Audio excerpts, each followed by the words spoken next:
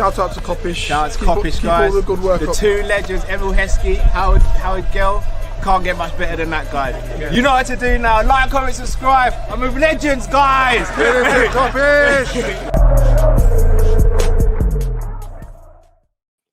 Legends indeed. Hello, lovely people. Welcome to the monthly installment of the Kop-Ish Kall-In show live. Hope you're all well. Hope you had a fantastic week and are about to start a fantastic weekend. Big up to Dave's LFC chats in the building. Make sure you guys subscribe to his channel. And big up to everyone else in the chat as well.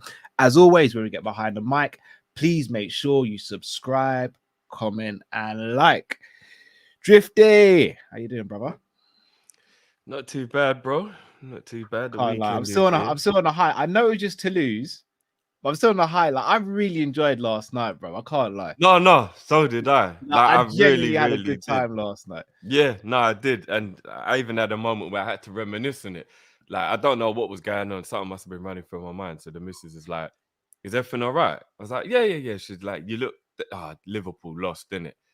I was like, and you know, I thought for a second, I was like, no, we actually battered them. Yeah, we gave them a high. We won 5. She was like 5-1. I was like, yeah. She was like, so what's wrong with you? I was like, oh, I'm all right. But then, like, for about 5 minutes, I thought, wow, we batted up to lose today. Yeah. And I had a little reminisce. So you're right. Like, it has brought a good feeling, that game, man. It has. But even just the show itself, like, it was just a fun show. Like, the game was fun because we had it wrapped up pretty early. It was just a fun show, man. Like, I really enjoyed that. Hopefully we get more Thursday nights like that as well, man. As the title says, Liverpool looking good. The thumbnail says it as well. Like, we've had a very good start to the season. We've had one loss, so we know the circumstances that came under. Is this an even better start than you had thought we would have, Drift? To a degree, yeah, to a degree. I didn't think that we'd be unbeaten however many games into the season, and we are. Because I'm not counting that. Yeah. I'm not counting that travesty of an absolute scandal of a Tottenham game. So to be unbeaten the way we ended last season and continue it in, brother, I mean, I didn't think it would happen, but I'm bloody glad it has. Yeah, completely agree. I'm over the moon with how we started. Like, again, the results have been brilliant. Some of the performances up and down, if we're going to be honest, they have been up and down, whether it be individual or collectively. But when you think of players like Gravenberch and Szoboszlai and even how Curtis Jones has started the season, like, things are really picking up. Virgil looks to be back to his normal self. I'm not going to say Virgil's back to his absolute best, because Virgil at his absolute best was actually unequivocally the absolute best. But he, in my opinion, is currently the best centre-back in the world again. Been playing really well, dominant. Matip's look good. Trent's getting his fitness back. And obviously when he steps into midfield, he's just phenomenal. Like, Robbo was a bit up and down. Tsimikas is still a bit up and down. Alisson, no. You know when rivals will try and throw a name out there when you have a little debate? I don't see no rivals saying nothing about Alisson. I don't. Yeah. We had the Onana nonsense at the beginning of the season. To have. Yeah, you know we had the Onana nonsense at the beginning of the season, but obviously that's been quickly shut down. But you see, when we throw Alisson on the table and say this is our goalkeeper, very, very quiet from the other direction. Big up to Pimpin' Stress. Big up to Jamie Phillips. Football Chats in the building as well. Make sure you guys subscribe to Jamie's channel as well. So yeah, all in all, really good, Drift, man. Really good. Pimp, I don't know, but I don't really know, bro. Very quiet. I mean, it's been good, man. It has been good. And again, I know we're only a quarter of the way into the season, but I think a quarter of the way into the season is a good, like, kind of gauge as to where you are. And I'm not saying it for anything other than the fact that I'm just happy it's happening.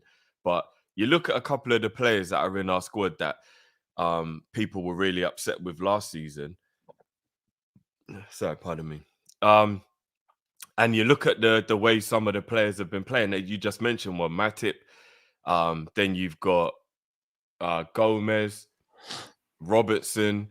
Like, I'm not gonna lie, these men were getting slated last season. And I'm not saying they weren't playing poorly, because they were playing poorly. But like, I asked people to just have patience with those players. And lo and behold, like I said, I'm not here for the you told you moments, and we are only a quarter of the way into the season, but people told me that Matic was done. People told me Joey was done. They've been some of our biggest performers this season, filled in different roles in the team and been in instrumental. So, yeah, Klopp outers, where you at? People who said that all these players were crap and done, get rid of them and they can't serve any purposes. A couple of players have to prove themselves. It's still early in the season. A couple of players do. But they have. And if we're going to be fair to both sides, even though I was never Klopp out, even though some people accuse me of being Klopp out, even though I was never Klopp out, I did have my frustrations. And I think those frustrations were very, very granted last season. Like what we're seeing from Klopp this season is what we saw last season.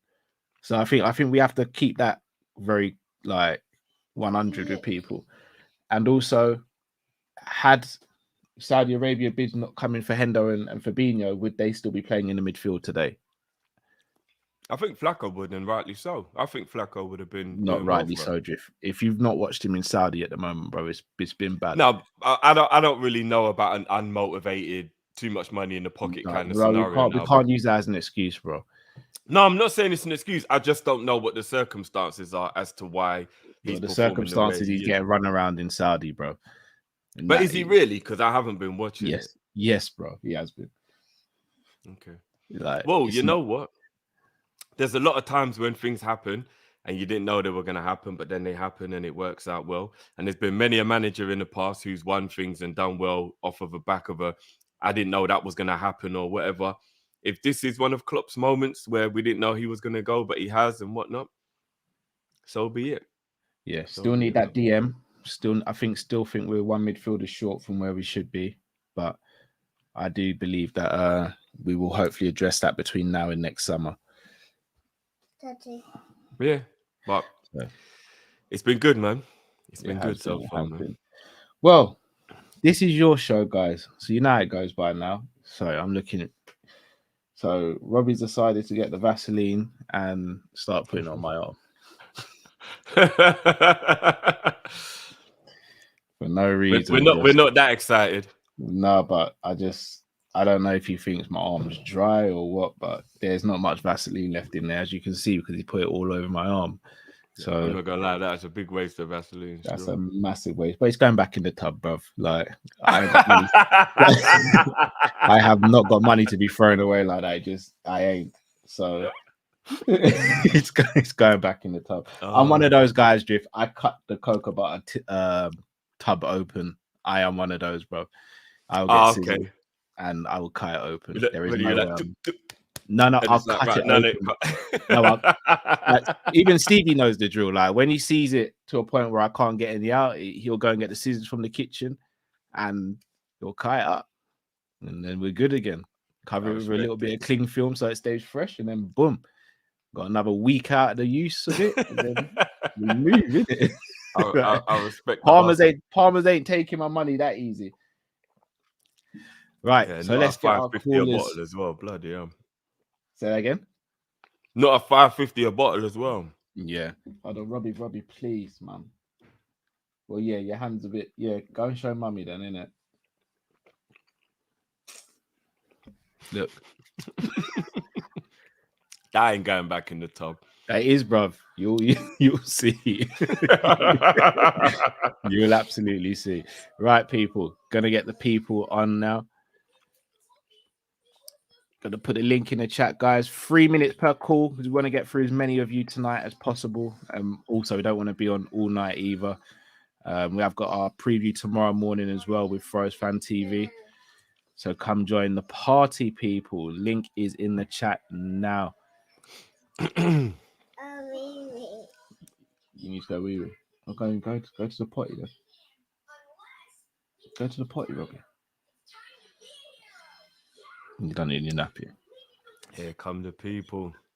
Come on. Guys, you will be getting hit with a video if you go over time as well. We want to make sure that we get everybody in today, so we don't want anybody suffering from emotional damage. I mean, we don't indeed. We don't indeed. Right. Do you know what? Can you do me a favor? Can you read the super chats real quick? Because I don't want to miss any of the callers, and I'm just going to put Robbie in the front room. Yeah, man. Matt's hairline, big up. I'm sure you've been a member already, bro. But I know, but diving back into the membership, big up your damn self, Matt's hairline, for becoming a member. And then, big up, boys. I'd let Grav have a night with wifey. Boy, I don't know about them thing there now, but the boy is on fire. The boy is absolutely on fire. I'm loving it. I big up John each and every time, as always. I says big up Cow and Drift. I lost 5 stone in weight. Right, big up yourself, bro. 5 stone, that's a lot, man. Big up. He was 22, down to 17. You gotta love that, man. Big up yourself. Keep it going, bro. Keep it going, man. That's really, really good. That is incredible still. Right. I think that's all the supers for now.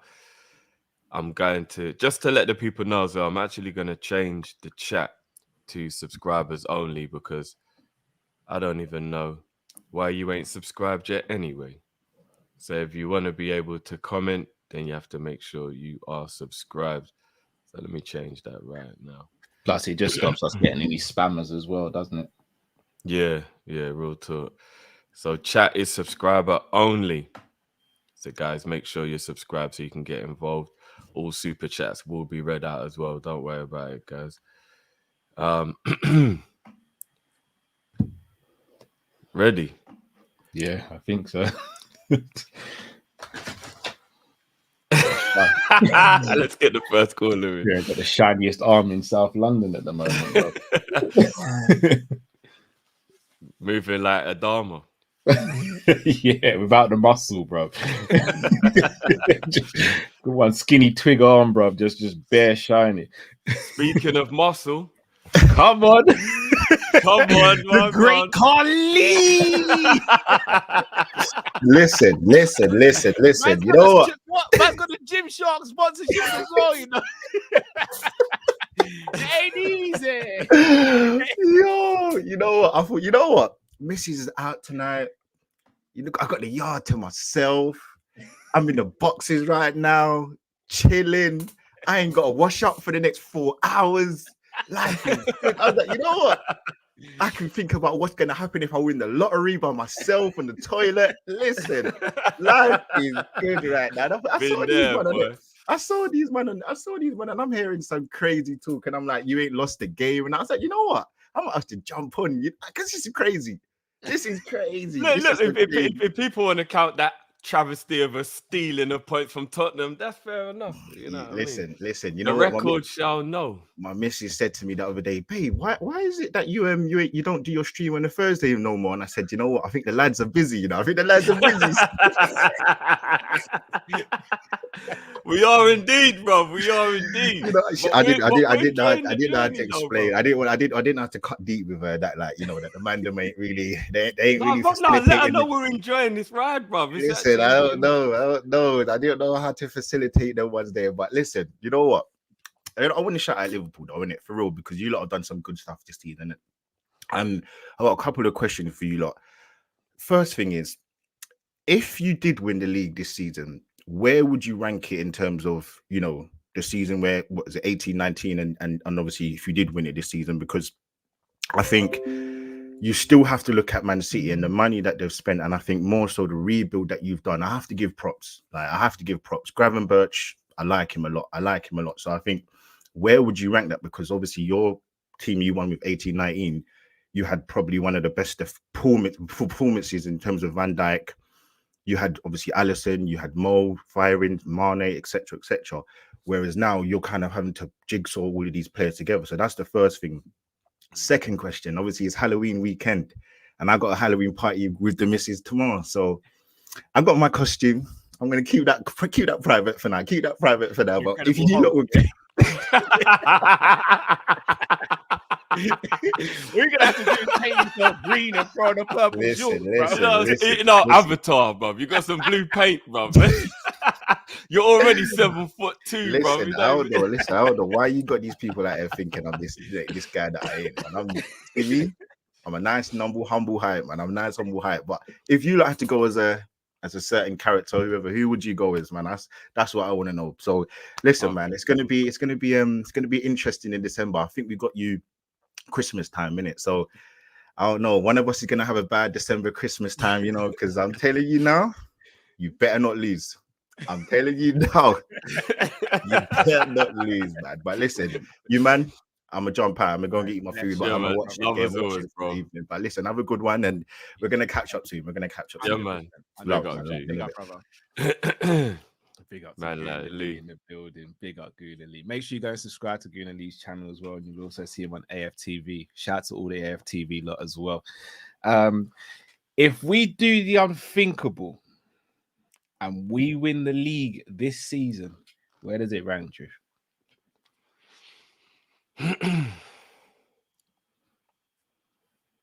I would probably say winning the league this season would be the biggest achievement Klopp's done at Liverpool. Because even though the way we won the league before was sensational, and again, a lot of people forget record-breaking Premier League, especially when people want to throw the shade. Oh, you've only won it once and all that crap.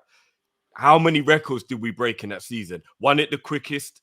Could have accumulated the most points if the lockdown hadn't got in the way. Like there's so many things you just look back, you think that season was sensational. 99 points. You know what I mean? Like everything about that season was special. But to win it in your first year of your rebuild would be crazy for Klopp. It would be. To have a brand new midfield. I don't think it's ever been done before where an entire midfield has been restructured within 3 months of the summer or whatever it was. I mean, it has to go as the biggest achievement. It does. I think if we'd have won the Champions League the year when Karius made those mistakes, that would have been his biggest achievement because that team wasn't even ready to win it. So if we'd have won it, that would have been his biggest achievement. Obviously, we just fell short, but this will be his biggest achievement if we win the league this season. For me, it'd rank number one easily. Especially if we do it off the back of having to, because I do think if we win it, there will be a title. It'll be a 3-horse title race. I don't think it will just be us and City. I think Arsenal will be up there. If we do that, considering we've spent less than the two oppositions, the rebuild is further behind than our oppositions, and no one would have given us a chance, including myself, it ranked number one. And especially if we pick up the Europa along the way as well. Woo! As I've said it though, my hand's itchy, so I just keep it short. If we sign a couple players in January, you lot know where it is, man. You lot know where it is. I'm not gonna lie, it would feel good to be able to shout Euro Quad, but I'm not quite there yet. We'll have to see. Nah, I think we need a couple players in Jan because I do think Arsenal and City, especially Arsenal, I think Arsenal and City will strengthen in January as well. You see, and I'm not even trying to disrespect Arsenal when I say this because I get they've kind of got to do what they got to do to catch City. It seems as though every window Arteta's getting absolutely what he wants, and he's almost doing a fast track to building his team. I don't think January will be any different. I think he will add at least 2 players in January. I don't know who he'll get rid of, but I think he'll add 2 players. I'm just hoping they're not the 2 players that we think they might be. If it's Neto and Tony, and they're still within touching distance of the league, that could take them over the line. Taji is extremely confident. He says, I bet any gunner we will gift you an L for Christmas. That's a double. Big up Taji. That's a double pun there because L for Christmas and L4 is Liverpool's like postcode as well. But I rate it. Don't let that over your head. Big up Taji. If you could go as a Halloween character to a party, who would you go as? Probably only one really. The thing is, I don't really do Halloween, and not only that, I'm big at anyone who does, but like I don't really do it. But you see, costumes they just make me feel silly anyway. Like even forgetting Halloween, I'm not the guy who will go and put the wig on and do it. Like I'm not really that guy. I don't really do them things, so I'd probably feel really uncomfortable even doing a fancy dress. But big at everyone who goes, it does look fun. I'm not gonna lie. I would probably go as Bane. I think that would be who I've got. If I was Theo going, came out with a good one. Said you could go as R9.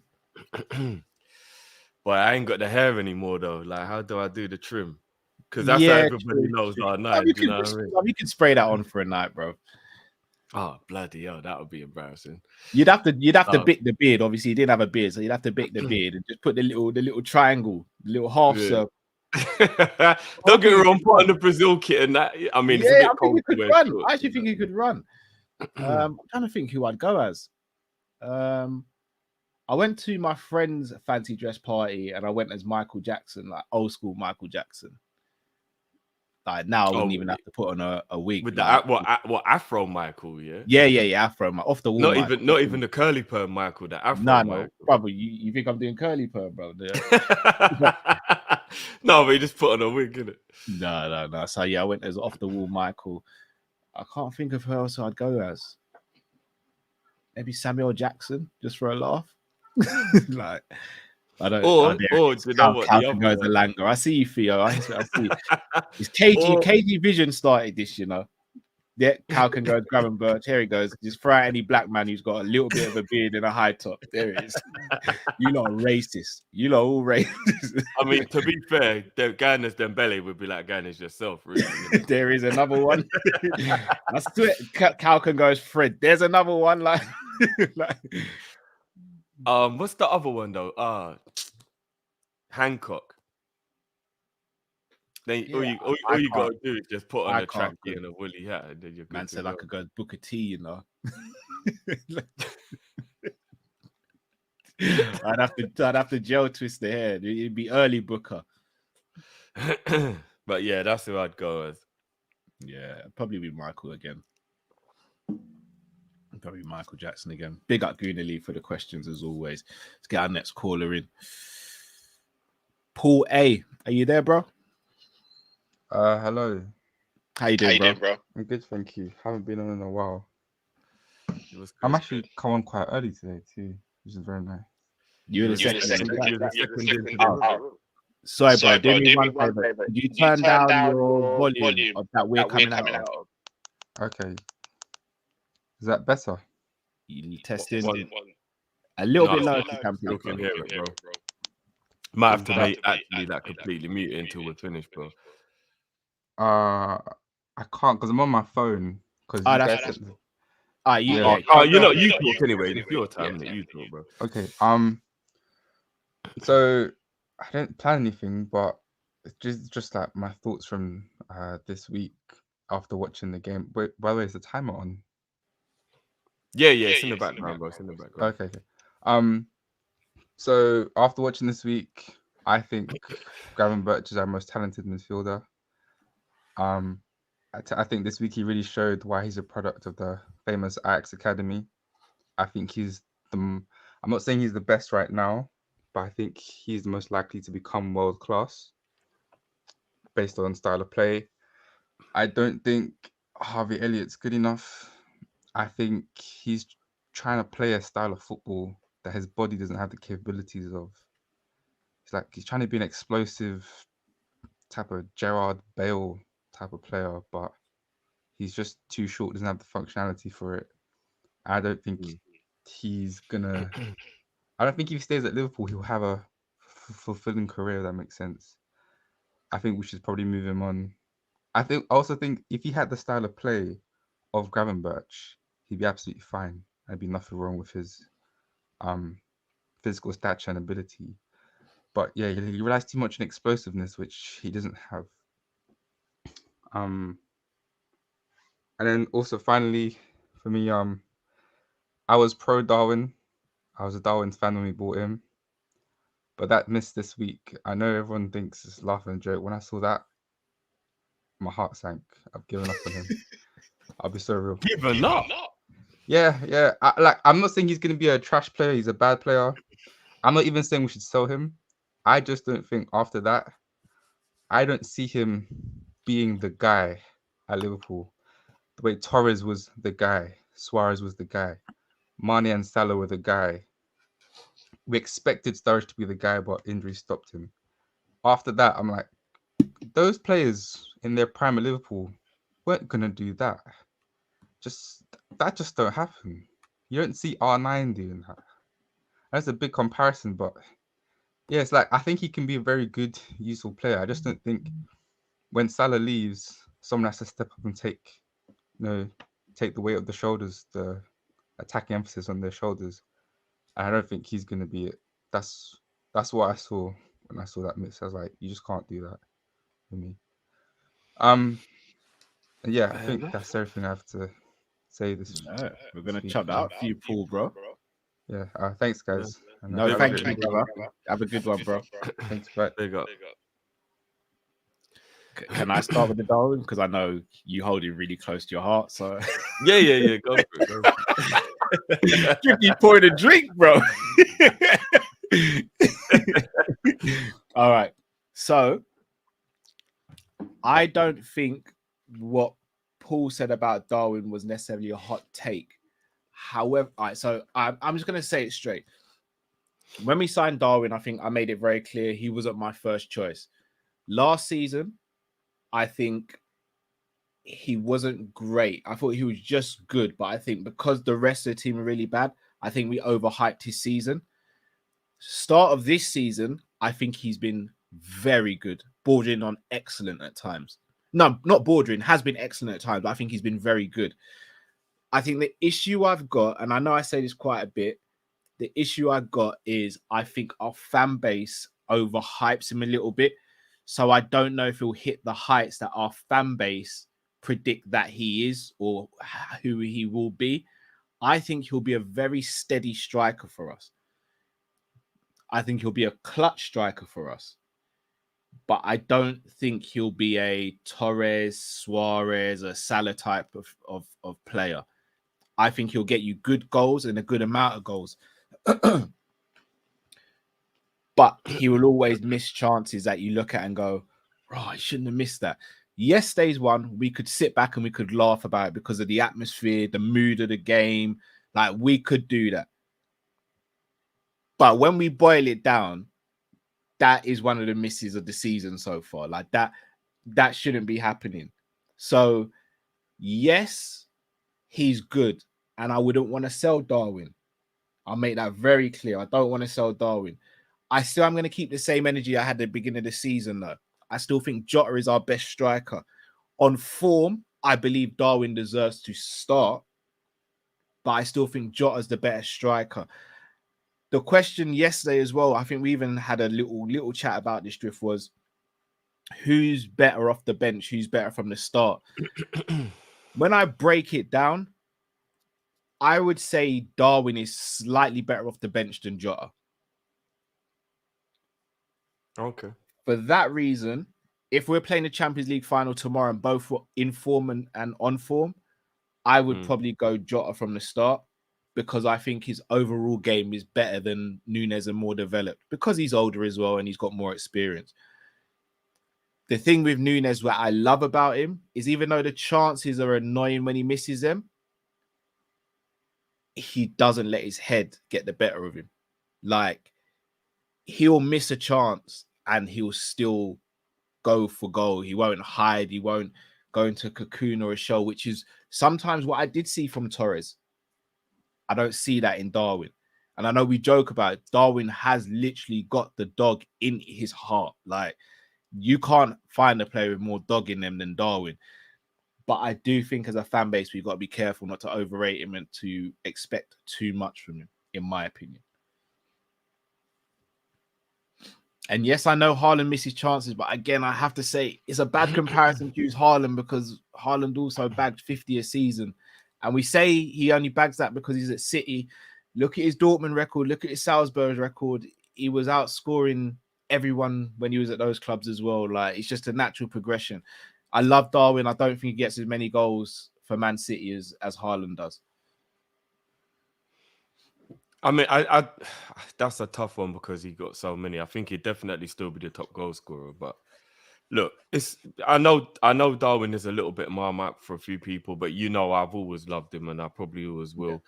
And the mad thing is, I'm not even making excuses. I'm just trying to make explanations for maybe people who think a little bit like differently of the scenario, you have to score that chance yesterday. You do. And if it's 0-0 or that was like a Champions League final, then we'd all be absolutely screwing that he missed that chance. But I will say, as somebody who used to be able to run very quickly, the pace he was running at, it is very easy to be a bit off balance and miss-hit that shot. That's why he should have probably took his time a little bit more. But I've been there. Like when you're running at that pace, it is very easy to not get enough chop on the ball. I've never watched you play football in your prime, Drift. I'm going to go on record and say you've never missed a chance like that before.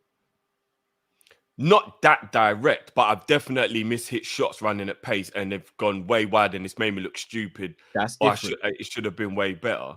That's different. You've never missed a chance like that. I tell you what I've done. I've missed a chance like that, but the goalie was in goal. So like I've done the defender and I've been one-on-one with the keeper and been like sprinting and like falling off balance and hit a shot wide or whatever. Completely different, bro. No, but I mean the off-balance thing is still very similar though. Like when you're running at pace and you try and kick at an angle, it can happen. He should have scored it. Of course he should have. I'm just saying it can happen. When you're winning 4-0 or 3-0, whatever we were at the time, it's all right. As long as he doesn't do it when it's 0-0 in a Champions League quarterfinal or something like that, then we're all good. You know what I mean? So, yeah. Right. No, definitely think Darwin is going to be a part of the future, and I think he'll be a good part of the future as well. Gravenberch, our most talented midfielder and the most likely to become world class. I would say second to Szoboszlai. I'd probably say Szoboszlai does look like he's most likely to become world class. Gravenberch definitely is probably the next one in line out of our midfielders. I mean, a lot of people looked at me sideways for being so excited when we got him, and I just said, wait. I think at the time I just said, you lot will see. I don't really need to say much, and I'm glad already. I thought it might take a little bit longer, but already everybody's understanding. Two shameless players as well. If Trent's moved into midfield, I think Trent becomes world-class in midfield. He's already a world-class player, but I think he becomes a world-class midfielder. I know I'm going to get cussed out of the room for this one, but I'm here for it. Something about Bišćetic screams he could become world-class. Long way to go. Oh, of course. Yeah, I can understand to a degree why you think that. For an 18-year-old to do what he did last year shows he's got something about him in it. So. He's got a bit of Busquets about him, and we all know what Busquets was. Could that be the reason why Klopp knows he doesn't really need to buy a proper DM? No, let's not do that, Jeff. We're having a good show. I'm just saying, bro. He knew what he knew he had Konza, and we always like, wow, go on with that, whatever, and he's looking like he's proven himself. I'm just saying, bro. We could have an academy spine, Cal. If Klopp sits there and says, I'm not buying a centre-back and I'm not buying a DM because of Konza and Bišćetic, I'm going to be very disappointed in him. Would you be still disappointed if that was the case, 12 months they fulfill their potential? How long is it going to take for them to fulfill their potential? Not within 12 months. I'm saying if by this time next season they're actually fulfilling their potential, would it be that crazy? But they're not going to in 12 months. I mean, you never know with Konza. He's 20. Remember, he's a little bit older. Remember, this is Liverpool.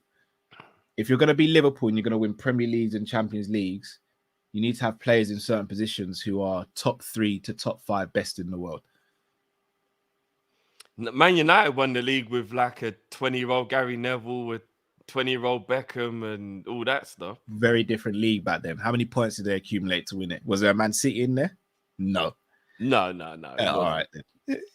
Because if we're doing that, you take Man City out of the league and we've won how many leagues now? But we're here. This is the juggernaut we're up against. And look, I keep on saying it. We can't sleep on Arsenal either.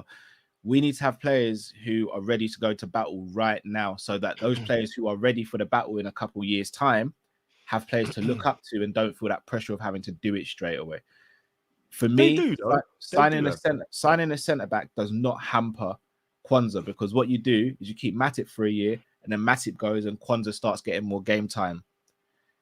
Bišćetic, if we're going to do this, and I don't want to bring his name into it because he had a good game yesterday, but if you're saying Bišćetic's the guy and you shouldn't have bought Endo, then you should have bought someone else for Bišćetic who's top class competition. So No, Endo would be the perfect person if Besetic is the truth, because he's an older player that won't moan if he's on the bench and if he's more in squad rotation. I don't And want that a calmer manager head happy is to what the you bench. need when you've got a young buck. I would probably say Endo would be a great signing if Besetic was the truth. Nah. Because he's the squad player, he's the backup. Besetic should be the backup. Besetic should be the squad player. No, I'm saying if we looked on the premise of Besetic was the truth and he fulfilled his potential straight away and he was already. And then I ask you, does Endo or Besetic hold a candle to Rodri or Rice? Well, No. Not at the moment, they don't. Will they in 12 months? I highly doubt it. No, I doubt it. But and that's you got to give them a chance at some point, though. No, they'll get their chances, but we've also got trophies to win. Let the kids win the Europa League this season.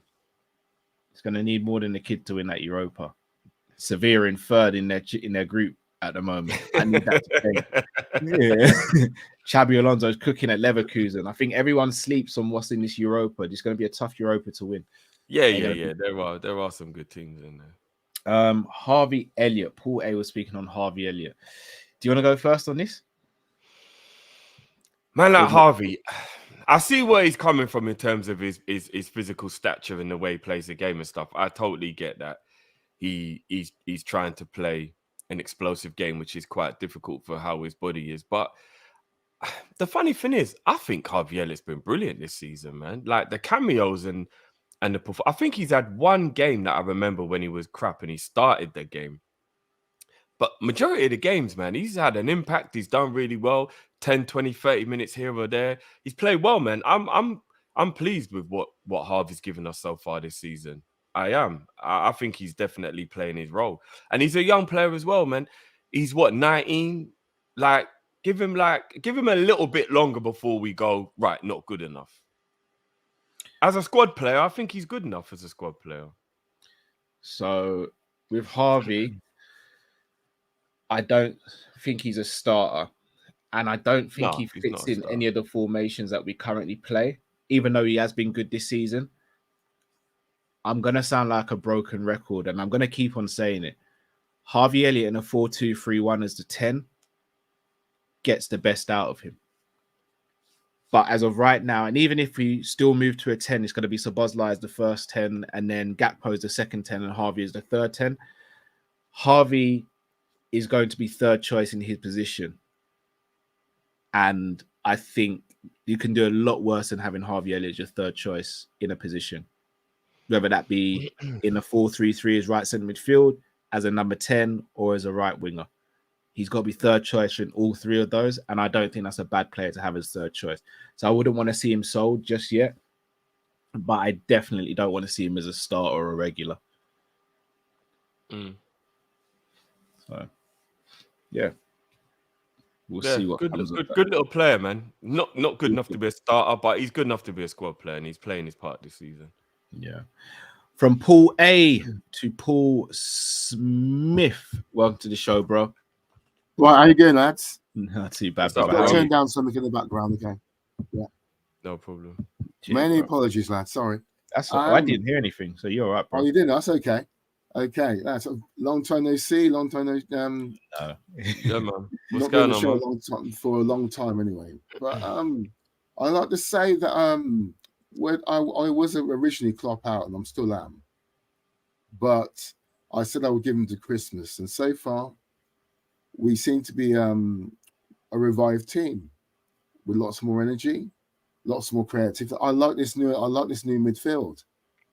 I like the technical ability. Players get to travel with the ball, dribble the ball, which creates more space, and which makes us more quick to break down the low block.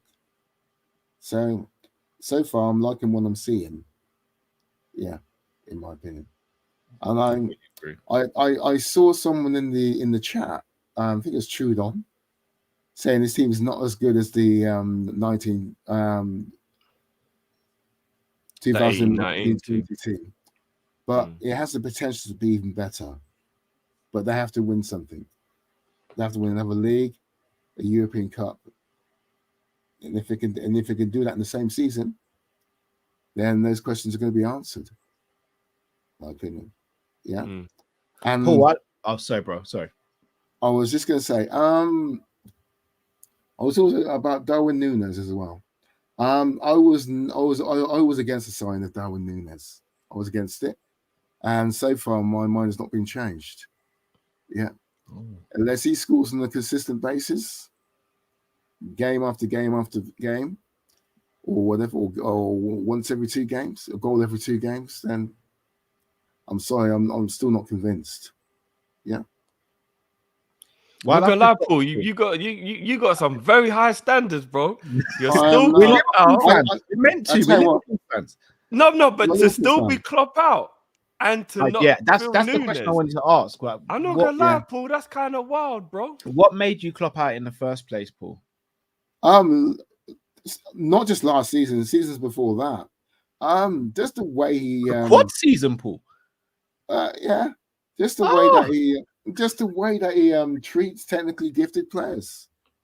He seems to like players with a lot of PMP, players that run around like headless chickens. I have a different standard of players I like to watch. I like players with good tech, that can beat players, that can do things that are off the cuff. Yeah. Okay. Athletes, yeah. And also he's a very conservative coach, and he's also very he's tactically limited as well. That's just my personal view of the coach. Fair dues. Yeah. Yeah. Again. But so far he's actually changed. I think there's a little bit of change in his way that he's approaching his game. I think he's had a come to Jesus moment when it comes to his approach to tactics, selection. And that's probably due to that he has more players to choose from, more players of quality. But there is hope there that I could change my mind on Klopp, but not on Nunez, until I see him actually consistently put balls in the back of it and not miss so many chances. I can see some improvements in his game, actually. He's actually linking the play up very well. He's become more involved in the game. His first touch is slightly improved from what I've seen so far. Yeah. You know, let's talk in January. That's what I said. January, I did put that in the let's talk in January. Chat, actually, yeah. Or when we do our calling show the last Friday of December, Yeah. hopefully we'll be able to jump in. We'll have a talk, bro. Yeah, I would love to see Andre at the club as well if we get him, because I heard that Arsenal have been sniffing around like rabid dogs. Partey, yes. I think Arsenal are definitely going through. Yeah. Well, but I don't think. I think he's with that. I mean, personal terms have been agreed apparently, but we had that with Did we have that with Casado? There's been a few players that we've had that situation. So yeah, definitely not going to get carried away until he's here. Yeah, until he's at the club with at the training ground with a shirt over his head, and I'm not nothing's certain. Yeah. So that's just all right then, bro. Yeah, man. We're going to chop that people. We'll chop that up now, man. Big up, bro. Okay, you take care, lads. Have a good evening. Yeah, man. Big up, bro. Big up. Okay. All right, before we chop up what Paul says, guys, I do want to make this clear in the comments. You don't have to agree with comments. You don't have to agree with callers and their opinions. Please, none of the whole like abuse stuff, or like you can agree to disagree, but don't do the whole like name calling and all that. We're better than that. We are better than that. So we don't run that on this channel. So if you're used to doing that on other channels or whatever, this ain't the channel for you. We're not going to do that. Like, absolutely don't have to agree with me, Drift, Matt, any of the callers or any of the comments, but let's not do the whole, like, start cussing people. Like, we're better than that. Yeah. Just don't be rude or disrespectful, you know what I mean? Yeah. On the Klopp out thing, one thing I also will say is, I think as a fan base, we need to get out of our head this whole notion of, if Klopp leaves, who then? Because if Klopp's not doing well, which he is obviously at the moment, so I'm not talking about as in now. If Klopp doesn't do well, He's a Spurs fan, by the way, people. yeah. If Klopp's not doing well, we can't just sit there and go, well, who can we get then? No, we have to still make a move. We have to do something. We can't just keep him around because we're scared of what the future holds. Like, this club was here before Jurgen Klopp. The club will be here after Jurgen Klopp. We can't do the whole, who do you get in then? Because there are other managers out there. Like, when we got Salah, we didn't think Salah would do up Suarez numbers, and he has. Like, when we lost Torres, we didn't think we'd get anyone else in. We got Suarez in. So we can't do the whole, who else? Like, we will find someone. It might not happen. Players are far easier to replace than managers. No, I hear that. And it might not be the next manager appointment, but that doesn't mean Klopp's just allowed to just do a madness and just stay here forever because we don't see a successor in the immediate future. That being said, though, I also gave Klopp until December, but I wasn't Klopp out. But I gave him till December, and he is showing me why he should still be Liverpool manager. But he's still making mistakes, as all coaches do, but he's still making mistakes. And like, the whole notion that you can't question Klopp, it really does frustrate me. It really does, because he's a human being. We're Liverpool fans. We sit there and we say this means more, and we hold our club to a standard.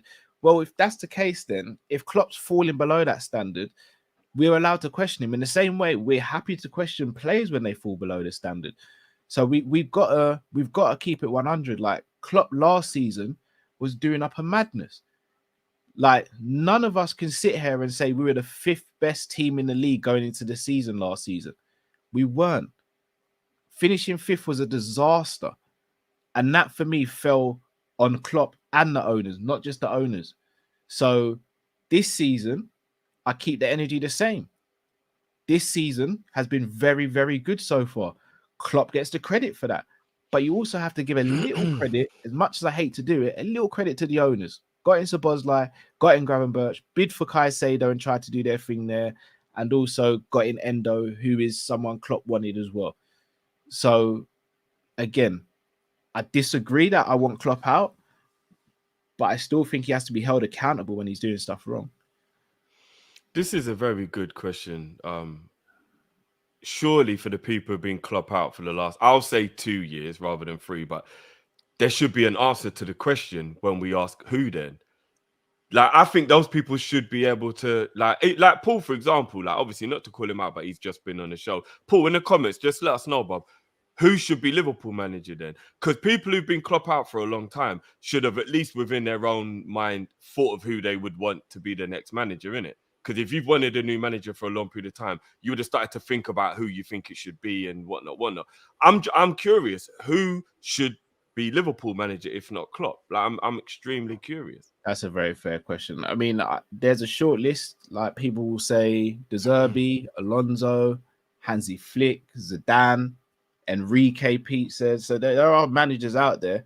Have you seen what some of those managers have actually done recently? They've all messed up their credibility by having lack of, you know what I mean? So no, I hear that. But Klopp also messed up his credibility a little bit last season as well. So we can't sit there and act like Klopp's perfect and whenever we mention another manager, go, look what they've done. Like, Klopp's messed up as well. Like, no, but that's the point I'm making. If somebody points at those managers, well, they've made mistakes. So what are you going to do when they're Liverpool manager?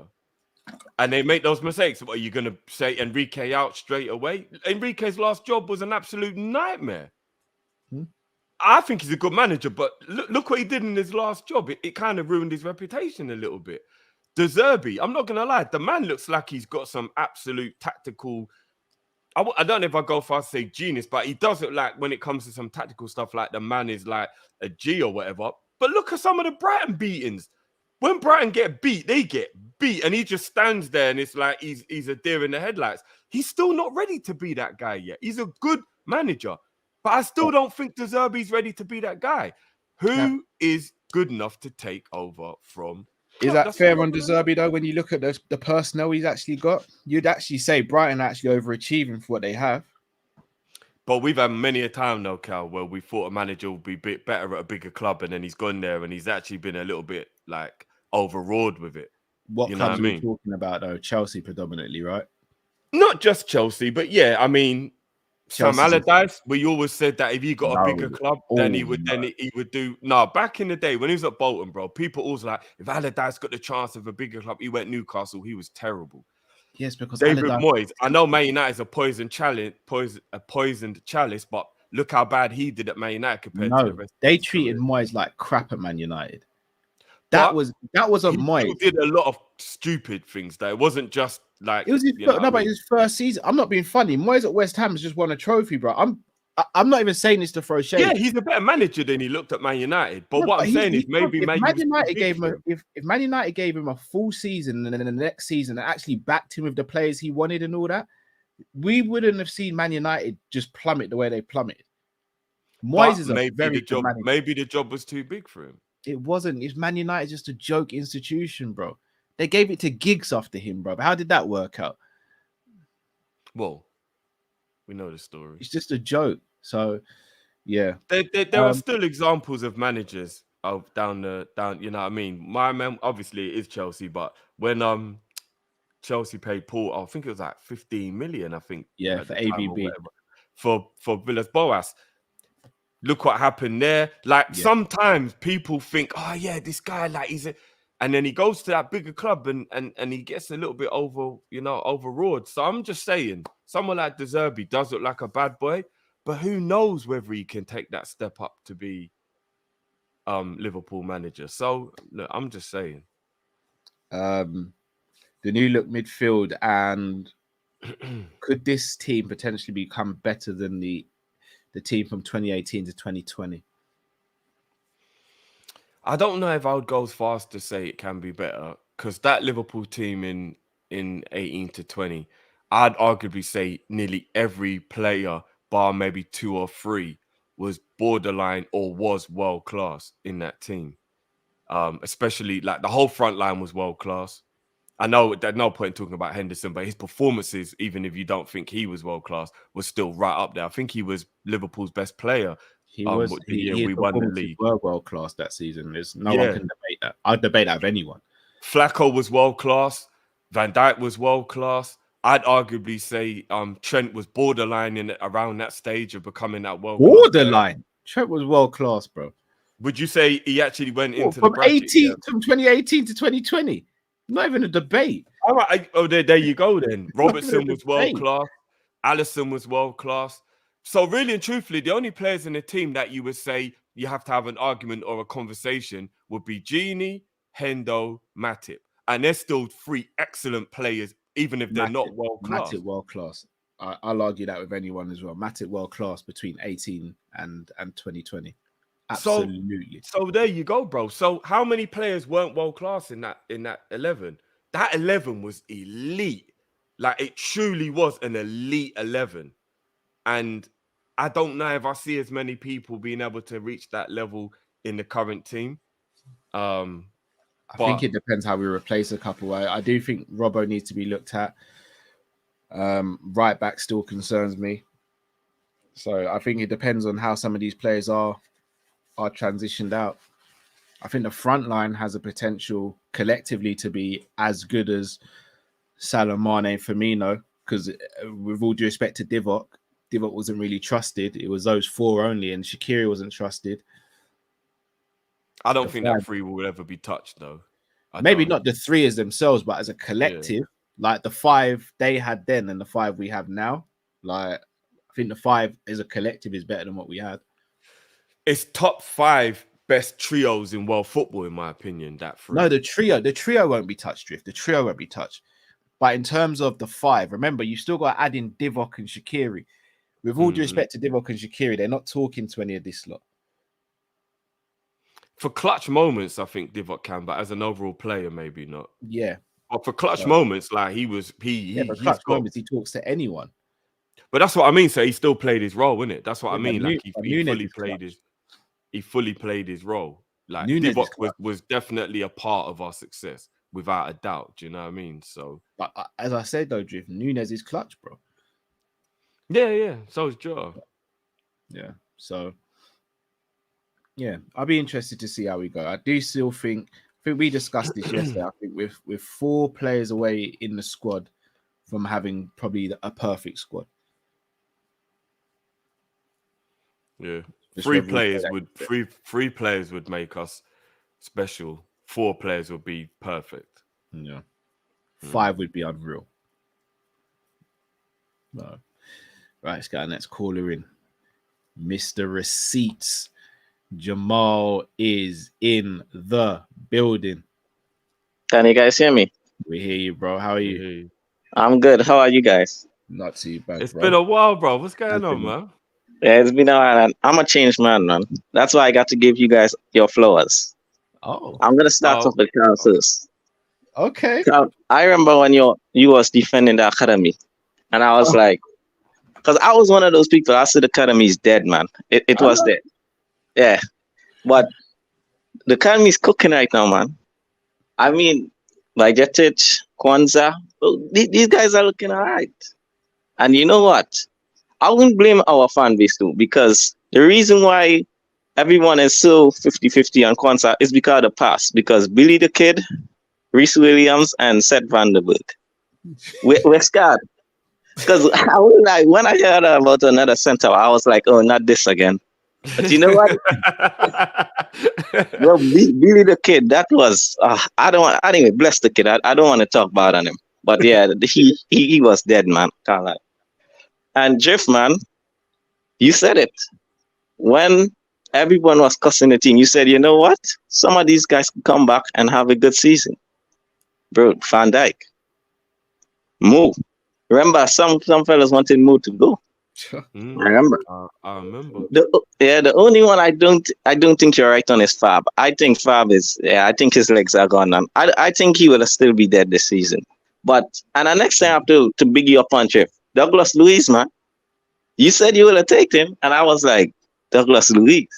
I said this guy's only relevant because of Ali Chalet, man.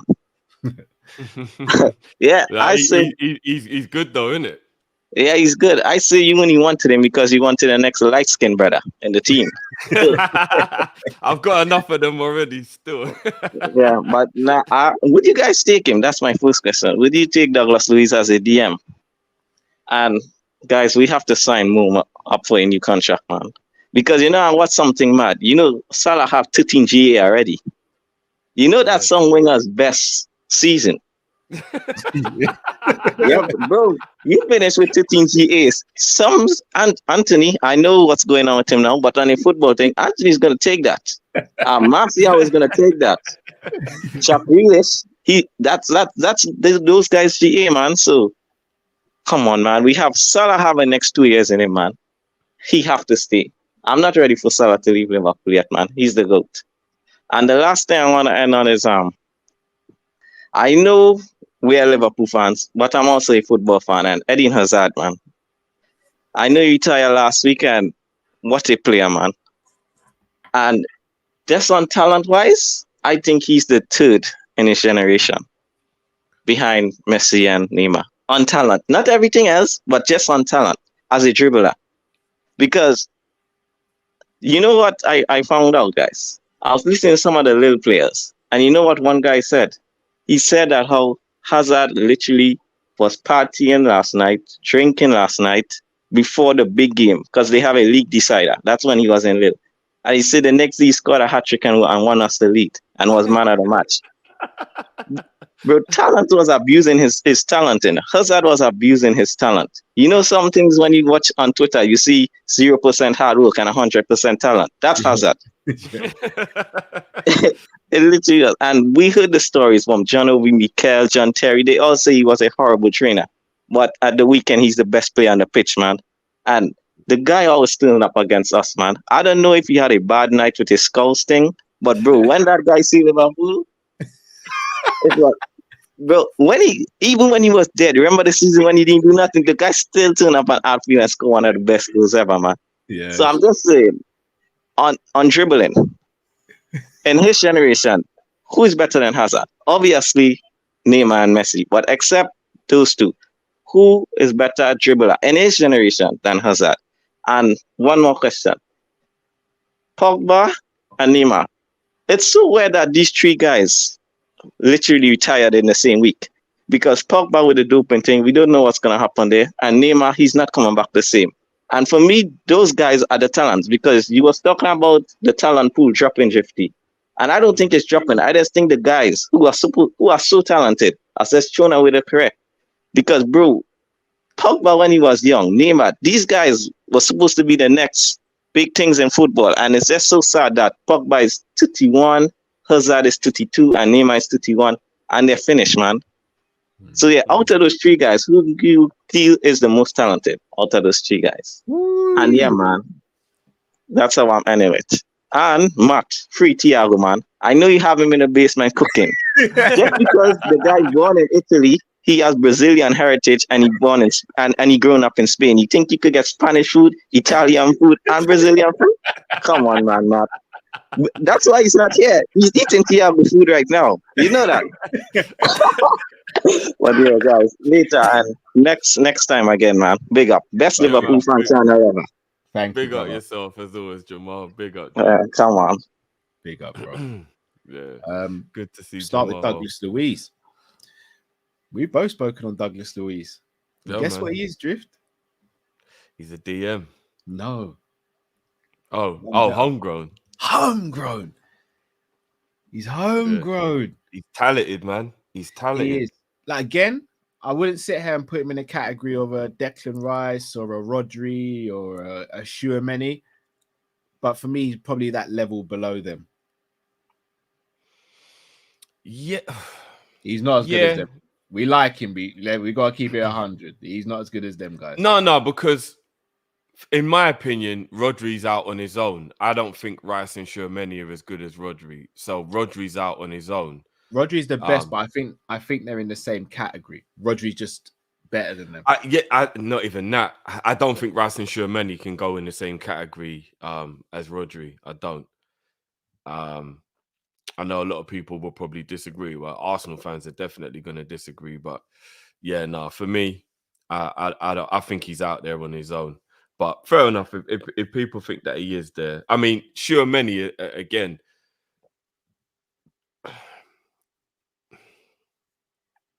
is he better than Rice? I don't think he's a better DM than Rice, but I think he's a better overall player, potentially. Yeah, probably. I think Rice is underrated because he's English. I think he's one of the players that actually suffers from being English. No, but there's also a part of me that does believe that because he's like come from the humble beginnings and all that, there's like a bit of extra hype on him. Like, I'll watch some games where he'll be good in the game, don't get me wrong.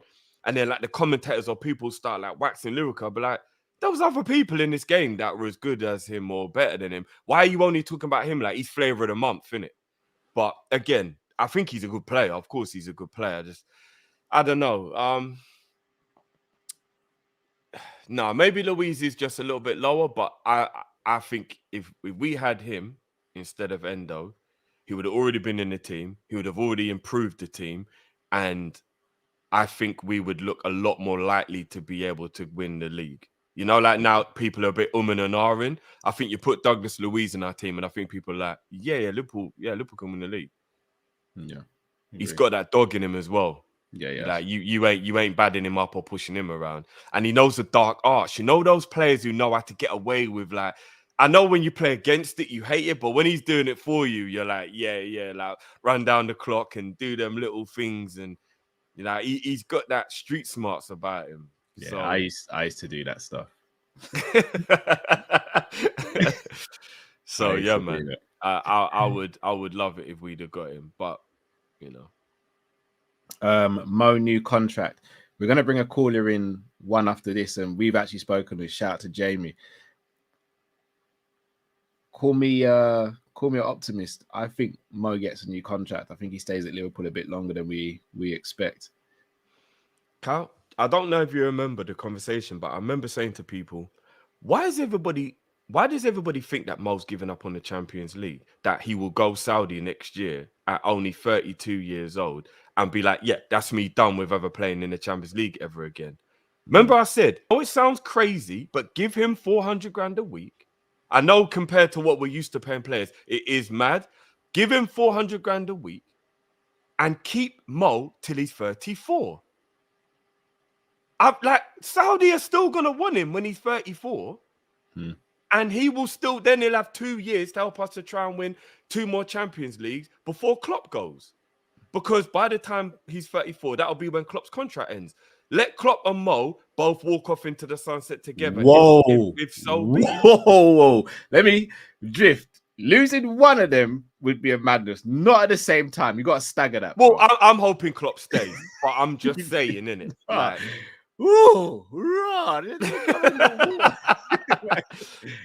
I'm just saying, innit? I hope Klopp stays, obviously, but there is a Oh, possibility man. that he will leave at the end of his contract. And therefore, regardless of whatever, I want Mo to be a Liverpool player until he's 34 years old.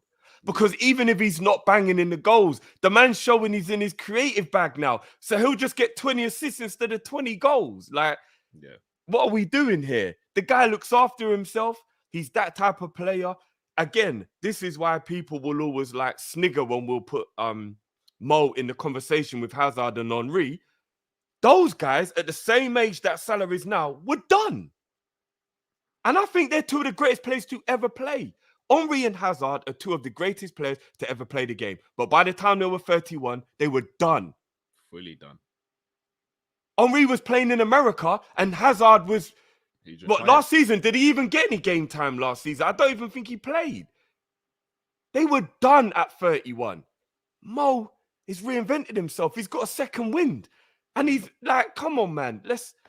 Mo's got to stay until he's 34, man. He has to, man. I agree. He's also what you call a pin-up boy.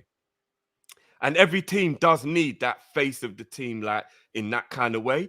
Mo is that guy. Mo's that guy, man. Liverpool is everywhere around the world because of Mo. Do you know what I mean? So, like, why? Why has he got to go? FSG is supposed to just put that hand in their pocket and pay for things, and we don't need to be like, but that Mo money will do this. Nah, bun all that. Yeah.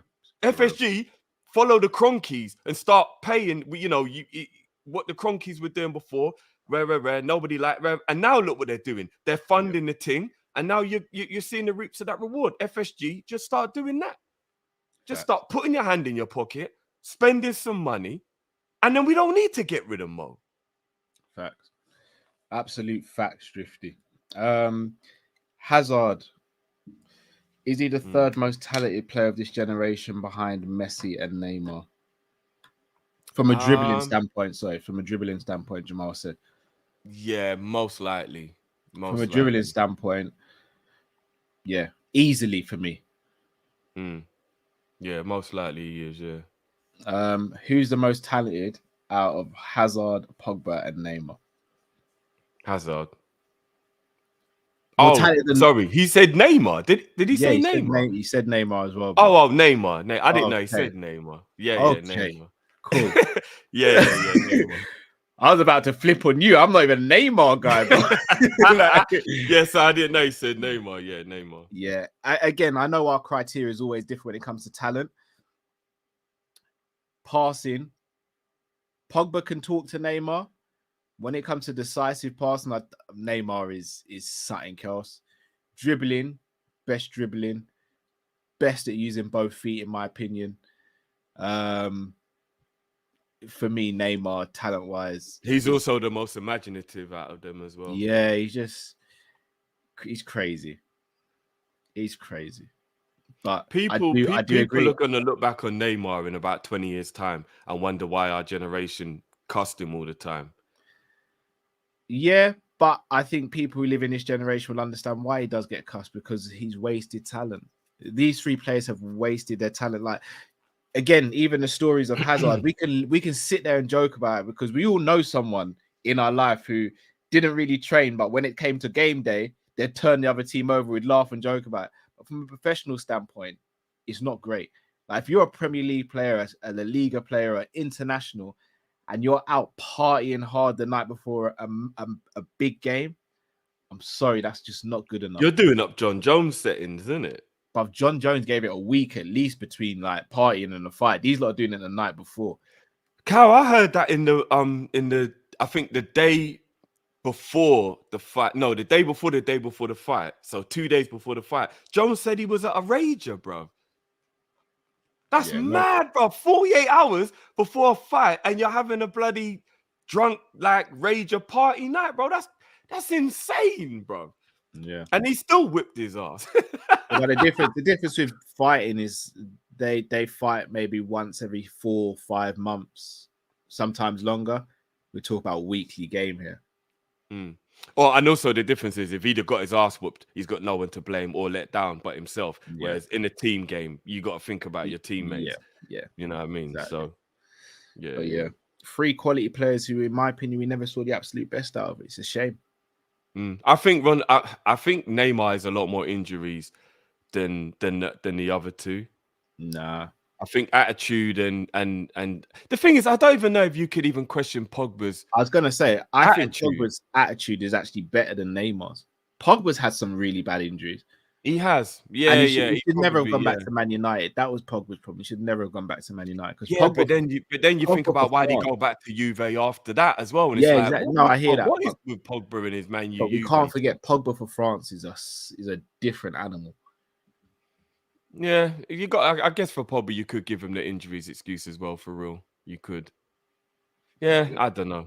It's a shame, but they never played for Liverpool, so it kind of is what it is as well. Right, let's get our next caller in. Josh, are you there, bro? You there, bro? Josh, bro? All right, Josh, we're going to put you in the background and then bring another call and then we'll bring you in, bro. Yeah, I think he's having sound issues. Another legend. Jamie Phillips Football Chats in the building. Guys, subscribe to Jamie's channel, people. How we doing, guys? How we doing? Not too bad. Not too bad. Good to see you, bro. How you doing? Yeah, I'm doing good, Drift. Nice to see you, man. Nice to see you looking well. Thank you, bro. You too. Well, I'm looking all right, but thanks.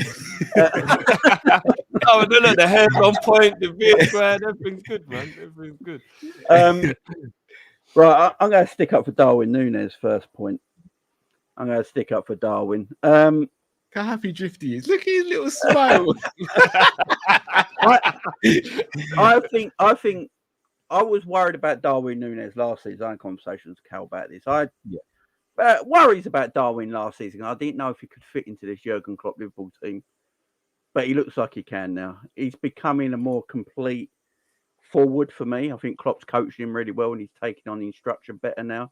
He's obviously learned more about the game. Klopp says he's completely at home now at Liverpool as well. So you can tell on the pitch. I mean, look, he took his first goal excellent with his weak foot. He actually scored the harder goal, to be honest. It's so Salah-like. And but you know, the goal he missed, it hit the post. It's frustrating. You laugh about it, but last season he would have fell over the ball. So, and I'm not being horrible to him, but I see the difference in his technique this season to last season is night and day for me. He's better at dribbling now. He's the only striker in our team, probably apart from Jota, who makes their own chances, who can create their own individual chances on a constant basis. You know. And I want to ask everyone, how many goals do you think Darwin needs to score? Because you look at strikers these days in football, I think that number 9 position is a bit of a dead position in football worldwide at the moment. And apart from your Harry Kanes and your Haalands, obviously, who get, they're on 9 goals each. I don't think Darwin's far behind that. If Darwin can get 20 goals in a season, I don't need Darwin Nunez to do Haaland numbers because Salah does them numbers. Jota gets numbers, Gakpo gets numbers, Diaz gets numbers. So Darwin's getting around 20 goals every season, and he plays and he learns the game as he's doing at this moment in time and getting technically better. I don't actually see the problem with Darwin Nunez. Yes, he's 24, but he's quite late into the game in his professional career as well, and he's still learning who he's going to be. And look, if he hits his peak like when he's 25, 26, like Salah did and all that, and then gets better at that age, and he's great from 25 to 32, instead of being great from 20 to 25, I don't see a problem with it personally. I don't see an issue with it. My second point is that I've had my thing with Luis Diaz. I've had my chat about Luis Diaz. I've come to terms with, I think Luis Diaz is more of a Jack Grealish winger for Liverpool than he is a Sadio Mane winger. I think that's what he is, and I'm quite happy with that. With Mo Salah, this is my other thing with Mo Salah now, and I think we're going to have massive debates in 2 years' time that go upset world football. They go upset world football because going to upset me now. I know what you're going to say. Salah just broke Henry's European record for a Premier League player. He could break his Premier League record as well. And if he stays at the club for if he does sign that 1 year extension, which is being spoke about at this moment in time, which gives him 3 more seasons at the club, and he carries on with this goal and assist that he's doing, and this complete forward that he is now, I think we're going to have to sit down and have discussions if he's arguably the Premier League's greatest ever player. And people will laugh at this because people like to diss Salah for some reason, because all they say is a stat merchant. I don't know if people realise, but everyone's moaning that Darwin's not a stat merchant being a forward. Salah's a forward who's a stat merchant. Big wow. He puts numbers up. Good. Come at me with something else, man. Oh, he's not good on the eye. So what? Eden Hazard was great on the eye, but he had seasons off. He went 12 months without scoring a goal. You know what I mean? Or doing anything. Salah don't have time off, man. I think you have to look at him. If he can win another Premier League or another European Cup in his next 3 to 4 seasons, I think you can. I think you can have the argument. I don't understand why you can't. I really don't get it. For me, it's the face of football. People will say Mbappe, Messi, and Ronaldo. No, Salah is the face of football. People just don't like to hear it. And he's the face of the Premier League. And if the Premier League had any sense, they'd market Salah to the moon for their league. He's the face. Yeah, they're the two things. And the other thing, Liverpool bought really well in the summer. Big up my owners, John.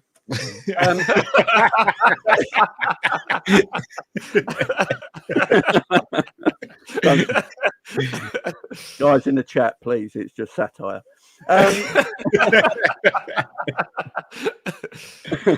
It's spent 130 million on 3 tremendous midfielders, and they got Endo for free, like a toy in a Happy Meal. You know what I mean? And but I actually think Endo would be a good footballer. I think Klopp learnt his lessons from last season, guys, and he didn't want to be left too short in midfield. And he's literally scattered with Tyrone Endo himself for a few years, and actually said in a press conference, "I wanted him 3 years ago." So Klopp knew what he was trying to get, and he knows what he's got. So I'm going to give Tyrone Endo a little bit of time, because I remember when Fabinho made his debut, he looked shite, and then we didn't see him again until around November time, if I remember rightly. And then look, obviously Endo's not Fabinho, so I'm not classing him as that. But I think that's what Klopp's doing with Endo. He's taking his time, and I think we can have a good season. I think Liverpool are up for a good year. I don't think Man City bought well enough in the summer to pull themselves away further from the likes of Arsenal, in my opinion. I look at some of the players they bought in to replace. I don't think they're to the level. So maybe the year after, City might be dangerous. But next year, my worry about Man City is they go and get Paqueta from West Ham. They go and get Musiala from Bayern Munich. And they just say, like, yeah, we're going again for another 5 years. That's my only worry. But this year, I think they can be caught by Arsenal and Liverpool, and arguably Spurs, who are doing business right now. You've got to give them their flowers. But I think Liverpool will have a good season. For me, I know you said earlier, Cal, Bayern Leverkusen and that are good teams, and they are the strong teams. Liverpool should win this Europa League, hands down. Yeah. Hands down, Cal. Hands down. Yeah. I didn't quite see that, Jay. Could you do that again? But yeah, man, that's all I wanted to say. Big up to you guys.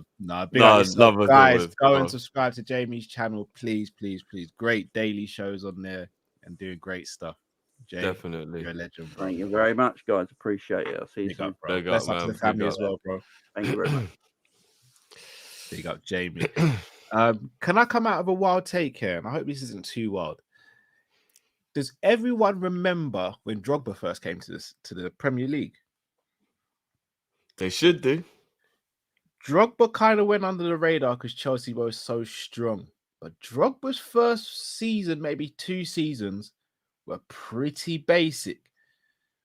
Very Darwin-esque.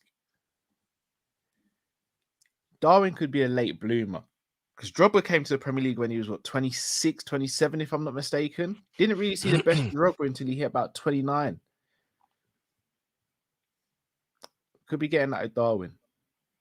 I know I'm going to annoy Chelsea fans. I'm not saying he's going to surpass Drogba or anything like that. Drogba was a beast. I get it. I'm just saying in terms of the trajectory of both players. Another thing about Drogba that a lot of people won't remember, when he was at Marseille, he was like a skillfully dribbly type of player. And when he came to the Prem, he kind of changed his game a bit. He was a bulldozer, bro. But he kind of had some skills. Like I remember, I'm not saying he was like Neymar or nothing like that, but he was kind of a ball to feet, take a player on type of striker. I remember, bro. I remember playing against him. Yeah, so do I, but bulldozer, bro. Poor Sammy. I think he changed his game slightly when he came to the Prem. I think he did as well, but he was mainly pace and power. He did have good technique, but it was mainly pace and power. Horrible to play against. Poor Sammy Hupia had some real bad games against him. Like, I love Sammy, but Drogba roughed him up a couple of times, man. Yeah, he did. I think Drogba's ability to be clutch was what stood out a lot more than his actual overall. Yeah. Do you know what I mean? Like, I don't even think he was a consistent week in, week out banger. Like when you actually go back and look at some of the seasons, he was having like 4 or 5 games he hadn't scored or whatever. But you knew though if you needed him to turn up, you needed that big game player, Drogba was that guy, like without a shadow of a doubt. So yeah, the memory does get a bit foggy on some of the bad parts on some of these other players. As to Jamie's next point, Thierry Henry, Salah, the conversation. It's a scary conversation that people aren't going to want to have. I'm not even saying that we should be having it. What I'm saying is Salah deserves to 100% be involved in that conversation. Oh, he should be involved in the conversation. I don't think he's there yet with Henry, though. What would separate him from Henry in regards to actually being that, though? Just to play devil's advocate, because I don't really think that team achievements can be thrown at somebody for who you are as an individual. And I know Henry won 3 Premier Leagues, if I'm not mistaken. 2, I believe. Is it 2? Yeah. Oh, yeah. Wenger won 3, Henry won 2. Yeah, because Ian Wright was up front and Anelka when they won the other one, right? Yeah. Okay, so he won 2 Premier Leagues. Mo's only got 1. But he never won a Champions League with Arsenal. Never won a Champions League, which I know that Arsenal fans will say we can't use to big up Salah. So I don't want to hear that he won more Premier Leagues then, if we're going to do that. They do no reverse, yeah. So, like, I'm just wondering, other than like what you think of the player in terms of like his talent to watch, like his dribbling or his shooting or whatever it is that you want to say from that point of view. Other than that, there can't really be an argument as to why Henry's better than Mo. If you get what I mean, for that conversation, you want to talk about big game player, both of them are big game player. You want to talk about clutch goals, both of them were clutch. If you want to talk about carrying the team on their back at times, both of them have done it. If you want to talk about all of the attributes that they have or whatever, assisting and scoring and whatever, they both have it. So I'm like, what is actually stopping Mo from being able to have that mantle? Like, he even broke Henry's record in terms of, like, I don't know, it was only by 1 goal, but he still broke it. He was still the leading goal scorer in the Premier League until Haaland took it. So, like, what is it? What is it why he can't be seen as it? Is it nostalgia? What is it? Why can't he be seen as a bigger Premier League legend than Henry? You make some very good points. I think it's horrible to say Henry was just like, Henry had stats and the eye test. And even though he was in a phenomenal team, he was still like easily their best player. No disrespect to anyone else in that team, but he still was. I wouldn't say our team easily, because Bergkamp wasn't far behind him. Okay, cool. But he was still the best player. Yeah. With Salah, even though Salah's been amazing, you can still turn around and say, oh, Alisson, Virgil could potentially be seen as more important. I don't think anyone was more important than Henry when Arsenal were at their best and when he was at his best. The difficulty, though, is the Premier League was easier then than it is now. And again, no disrespect to Arsenal fans or Thierry Henry, but the Premier League is easier. So is harder now than it was then. It just, you look at the points tallies and everything else, and the fact that teams from 3rd to 9th are way better than they were back then and all that. The Premier League is a harder trophy to win now. Henry, just for me, he redefined what it meant to be a striker in the Premier League. I think Ronaldo redefined what it's like to be a winger, but I think Salah's just kind of taken what Ronaldo did and just turned it into a different dimension. I never saw a player like Henry before Henry came to the league. Just never saw it. And I never saw a player like Ronaldo before Ronaldo came to the league. But I've also not seen a right winger do what Salah does. Salah, for me, will probably have to break a couple more records, as harsh as it is. Henry, there ain't many left, bro. I mean, I know, I hear that. But maybe he breaks Henry's assist and goal scoring. Was it 20 and 20 he got? Maybe he breaks that. Maybe he gets 21 and 21 and like he does that. I don't know. It's just Henry's such a hard one. And again, maybe I'm a little bit biased. I think Gerrard gets left out of this Premier League great conversation as well, considering how long Gerrard did it for as well. So I hear you. You know, I'm just gonna have a quick look actually at some stats. Even Rooney, I think people sleep on Rooney as well. Rooney had the Premier League in a bit of a chokehold for about a decade, you know. Yeah, Rooney. I'm not gonna lie. Rooney definitely does get slept on. He does, 100%. Rooney had the Premier. I remember Rooney arguing with the referee and then just running onto a volley against Newcastle. Like, I think people forget. I mean, statistically, Henry was an absolute don. Let me just see Salah to get a comparison in terms of looking at the overall stats. So, where is it? Hold on. Yeah, I mean, stuff like this, Drift. This is what, like, Donkles, he got 32 goals and 28 assists in all comps in 2003. That was. If he did that in 2023, that'd be a miracle. Juggling the commentary and the punditry with getting that amount of goals in 2023 would be amazing. That was 2003. I mean, saying that though, shout out to Slim Hussein, who says Mo got 61 GA, Henry got 60. What, in one calendar year? In one season, I believe that if I'm not mistaken, that would have been potentially that would have been 17, 18, I'm guessing.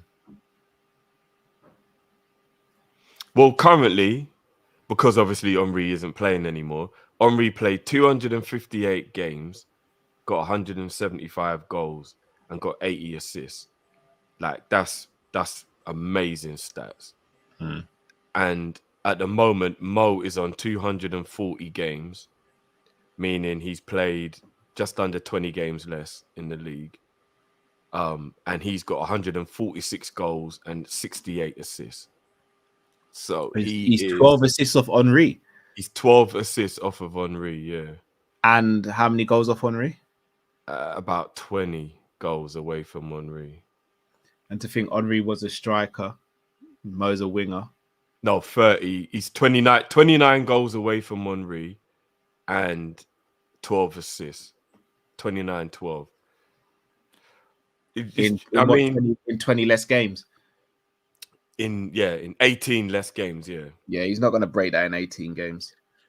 He won't get it quite in 18 games, but again, the caveat, as you said, Henry only spent, I think, 1 or 2 of those seasons playing wide and then shifted to an actual centre forward, whereas Mo's been a wide player the entire time, which has to be put into the context because it's valid, right?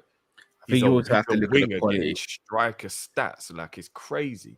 I think it's some of the quality of, like, think of some of Henry's goals as well, like the flick up against Bartes, the one where he's taken the ball against Tottenham and just dribbled it down, and the one against us when he had Jamie Carragher doing the spinner Rooney, and like Henry's but Salah's got a catalogue.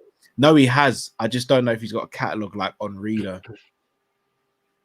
Like Henry's Premier League catalogue is ridiculous. I don't know, you know. Salah's catalogue is our mad thing, you know. You just go and look at the back-to-back City and Watford goals as an example. No, I hear it. I do. Look at the goal he scored against Tottenham.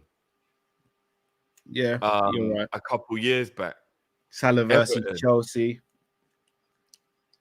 Salah versus Man United. Oh, with the right foot volley.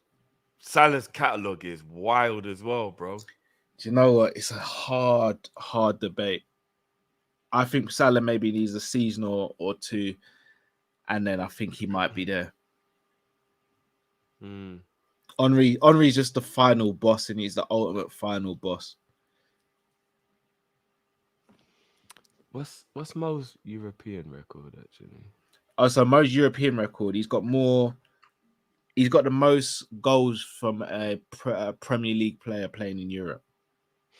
And do you want to know something? For all the people who used to always be like, oh yeah, Salah only was good when he got to Liverpool. Salah got 34. Listen to this, Cal. He got 34 goals and 22 assists in 83 games for Roma. Yeah, he was a baller at Roma. FC Basel, he was a baller there as well.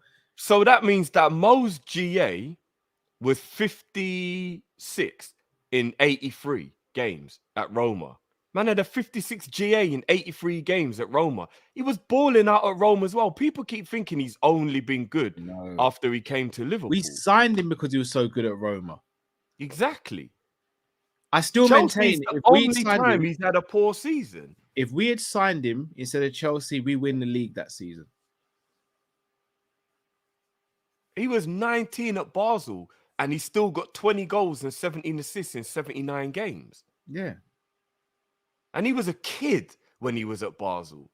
Like, people are sleeping on Mo's statistics, you know, I swear down. Like, people are actually sleeping. And he's a winger. He's not even a striker. Yeah. Yeah, people are sleeping. But, you know, it is what it is. Let them sleep. Do you know what his GA is this season? Fucking. It's double figure. He's got 13 GA in 12 games. Yeah. Already this season. Could have 14 with the Diaz goal. Yeah.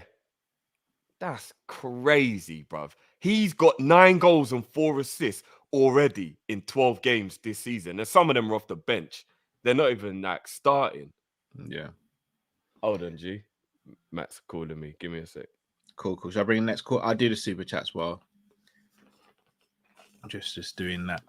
Pete says you could swap a Liverpool player for a City player from 17-18 to 21-22, and you think it would improve both teams. Who would it be? For me, it's Trent and Walker. Not for me, you know, Pete. Trent improves City. Walker improves us from a defensive standpoint, but creativity came from the fullback, so that would have been a hindrance for us because Walker's not creative. It would be Trent and De Bruyne. It'd have to be Trent and De Bruyne because we had no creativity from the middle of the pitch. Everything came from the wide areas pretty much, and then Firmino here and there. For me, it'd be De Bruyne and Trent. Walker in the team would help us defensively, but he'd provide nothing in the way of assists or anything. So I think that's the way we'd have to go with that one. Khalid says Nico Williams in January, Andre or Ezekiel Fernandez in Jan. Nico Williams, shout out to Lakers. He reckons we might have a chance in getting Nico. I think he's available on a free at the end of next season. I've not watched him loads. The times I have watched him, I have been a little underwhelmed, but I can't sit here and say he's sick or he's not because I've not watched him enough to say. Andre or Ezekiel Fernandez in Jan, it looks like we're pushing for Andre. Whether we get him or not remains to be seen. I don't think it's the end of the world if we don't get Andre or Ezekiel Fernandez, but we have to get someone capable in January, in my opinion. Gang and Deep says, big up family. So far, the club has as a whole, made a step in the right direction to correct last season's wrongdoing, minus the DM and centre back. But I look long term, will the LFC regime be proactive in a position of power or stagnate? Let's see. Yeah, that's my worry as always. That's my worries. Will the owner just be happy being back in the Champions League, or will they really push and say, let's go and win some leagues now? LFC Aaron says Jamie is Messi's long lost brother. Oh, Jamie, if you can play like Messi, let us know, bro. Gang and Deep says the world-class strikers Benzema, Haaland, Kane, and Lewandowski are instinctive and clinical, score with time and space. Nunez needed to work on the latter to reach that level, giving him a whole season to turn it around. I agree with that. I think Nunez is so instinctive. He has a killer. Like, maybe I'm going a bit overboard. I'd say he's probably the most instinctive out of that list. But in terms of clinical, he's definitely at the bottom of that. Like, you could give Kane, Benzema, Haaland, and Levin. I'll say Benzema towards the end of his later on in his career. I think people forget about the early days of Benzema. The early days of Benzema, he was extremely wasteful. He was coasting in that team because he was facilitating Bale and Ronaldo. But when he had his chances, he was extremely wasteful at times. But yeah, I do think Darwin can turn that around. I do think you're kind of born with it, but you can improve it through practice. God and them says, been in shock since yesterday, not because of the win, but because Endo scored a goal for Joe Gomez. I'll be honest, I love Joey G. I just don't think he's going to score for Liverpool. I just don't think it's written for him. So sad. Like, I'd love him to score a goal. I'd love him to score a worldie just to be like, yeah, I did it. I scored that goal. And I'd love it to be at Anfield as well. A game where we're cruising, or a game where he gets the winning goal. But it just doesn't seem to be written for him. But look, if it's not meant to be, it's not meant to be. As long as he does his stuff from a defensive standpoint, then I'm good, man. I'm good.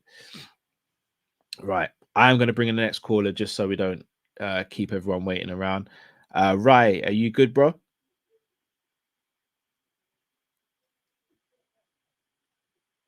Good, Rai. Give me a thumbs up, brother, if you're good, bro. Nice. Right, going to bring our next caller in. Rai, welcome to the show, bro. Well, go on, Callum. I'm good, bro. How are you, man? First and foremost, good, man. we keep on missing each other at the barbershop. You look obviously a lot fresher than me, so.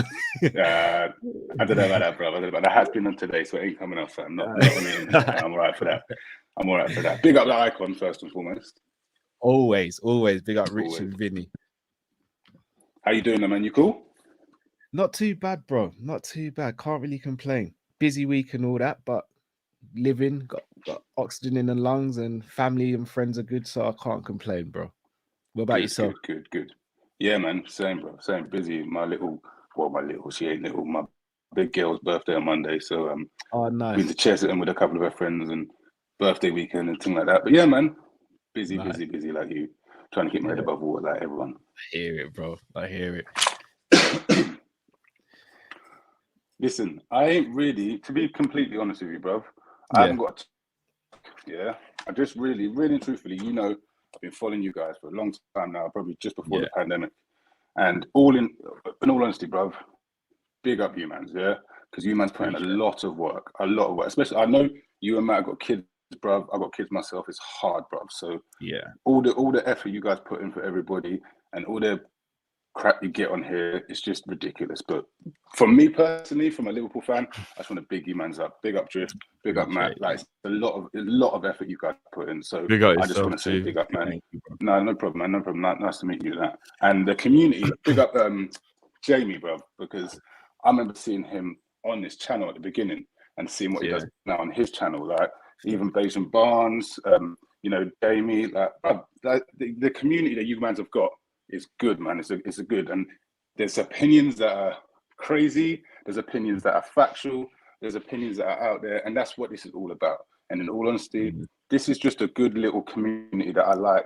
And I can't get what all the shit you do, because you put in too much shit. I can't do it. I'll be real with you. I can't. But it's a good little background thing. Like, when I'm driving, you man's are always on there. I know my little thing. So like I say, man, it's just good. So I appreciate it, and I want to say, let you man know that I appreciate all the work you do, man, because it's a lot. Like I say, generally, it's a lot of work you guys do. So big up, man. No, No, right. I That means a lot. appreciate that, man. Thank you, Appreciate bro. that, bro. Thank you so much, Big man. up, Jane. Big. No, I appreciate Quick little it, football thing though. I got to admit, yeah. So this is going back years ago, bro. So I've missed obviously the call-ins and that, yeah. You man said time ago, you probably don't remember, yeah. What was the thing at the moment that happened in Klopp's early reign that made you guys think, this is something?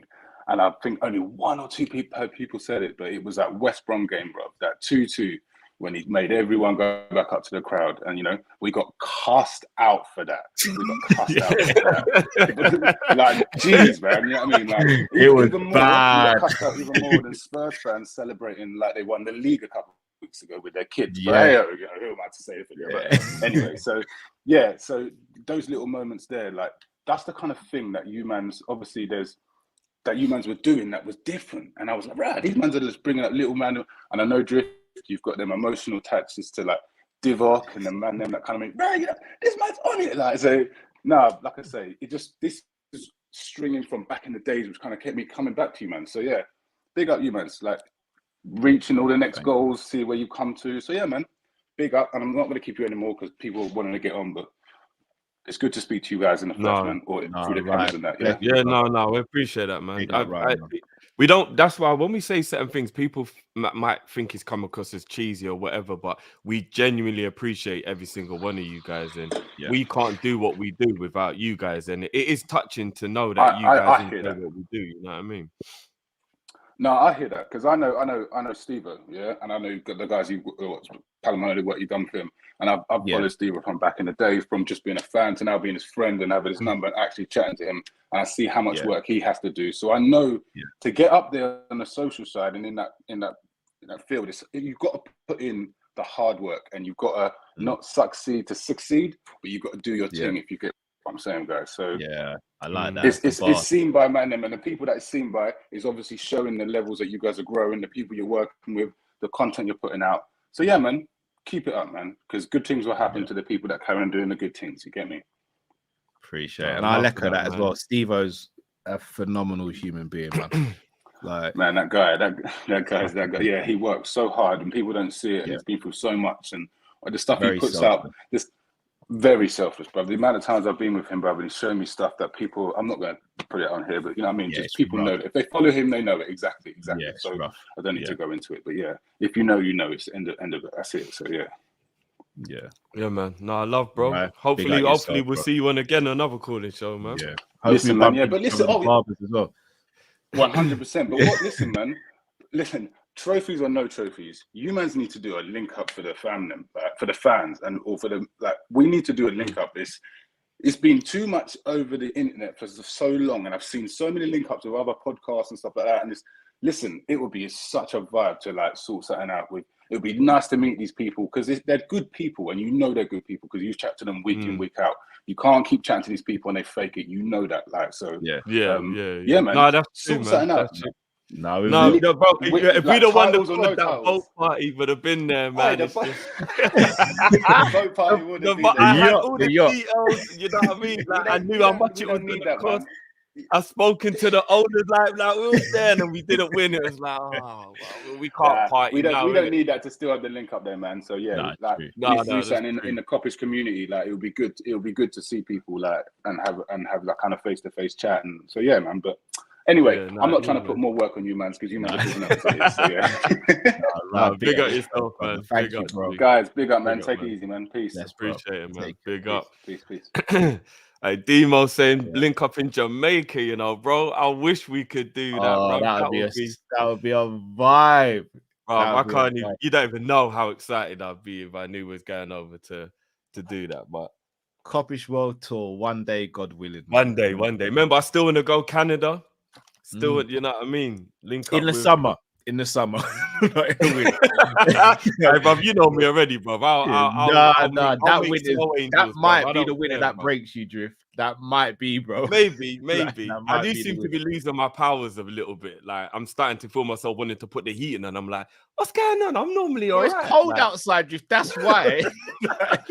but normally I'm all right with them things. But We've had the heat blazing recently. I can imagine. You're in a t-shirt, bruv. You think I don't know the heating's on? I got one right next to me. Look, people don't even know what I'm working with. I got the fan heater right next to me. There you go, Like, bro. I can't play about with this Imagine. weather, man. It's no joke. Yeah, What was the thing that happened? Shout out to Rye as well. Great question. What was the thing that happened early in Klopp's tenure that let you or gave you the inkling that we could be embarking on something special here? I don't remember what I said at the time. I'm trying to think now. Some moments.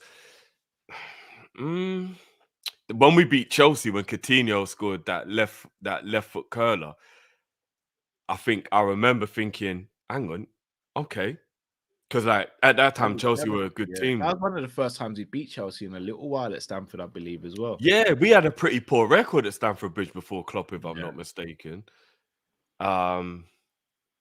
I mean, the Dortmund game.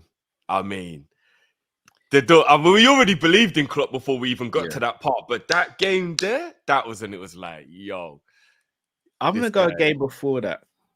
Not a lot of people really speak about this game. When we beat Southampton 6-1 away from home in the Carabao Cup. What, Divock hat-trick? Divock hat-trick. Sturridge got a brace and Jordan Ibe got the other.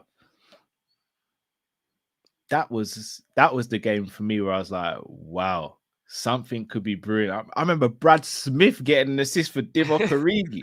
Like, I'm thinking Klopp's got these lot playing. And remember, Southampton then weren't some nonsense team, you know. They had Virgil playing that day. And Sturridge was on. So do you remember Emre Can's assist in that game? Do you know the only goal I remember is when Divock put it in the roof of the net. You remember that finish? Chan, I hate remembers, bro. I think it was him and Lallana did like a little 1-2 in the air. And as the ball dropped, he chopped inside and then with the outside of his foot reversed it. And then Sturridge just hit it first time and nutmegged the goalkeeper. When I saw that goal, I said, yeah. And then even Ibe's goal, took it down on the chest, volleyed it in the bottom corner. I was like, oh, we're cooking under this manager. That Chan assist is one of the best assists I've seen. Oh, what a game. But I think the thing is, I think we already knew he was the guy. already believed by then. I think we already knew Klopp was the man. But this game here, though. Norwich, the 5-4 Norwich. Lallana last minute volley, broke his glasses. I actually had a bit of a mad, like, you see that game there? I was so angry that we let Norwich get 4 goals that I wasn't as happy as maybe I should have been, because I was just vexed. I was like, how the hell? Because if I'm not mistaken, didn't we give the lead away 2 or 3 times during that game? We went 1-0 up, then they equalized and then they went 3-1 up. Oh shit, is that what it was? Yeah, they went 3. So we went 1-0 up. Firmino got the first goal. Then they went 3-1 up. Firmino got the second. Hendo got the third. No, Hendo got the second. Bobby got the third to make it 3-3. Then they made a mistake. Milner scored the fourth to make it 4-3. Then Basong scored, I think, just before stoppage time to make it 4-4. And then Coker came on. Ball was bouncing around in the area. And then Lallana scored the winner in the dying minutes. So not only did we give away the lead twice, but we also went 3-1 down as well. That game was like, I was just angry at the fact that all of that had even happened. Now, Ben, you know what I mean? Ben 100% Milner got the fourth goal. I put my life on it. In fact, no, I won't put my life on it, but I'm very whoa. I won't do that.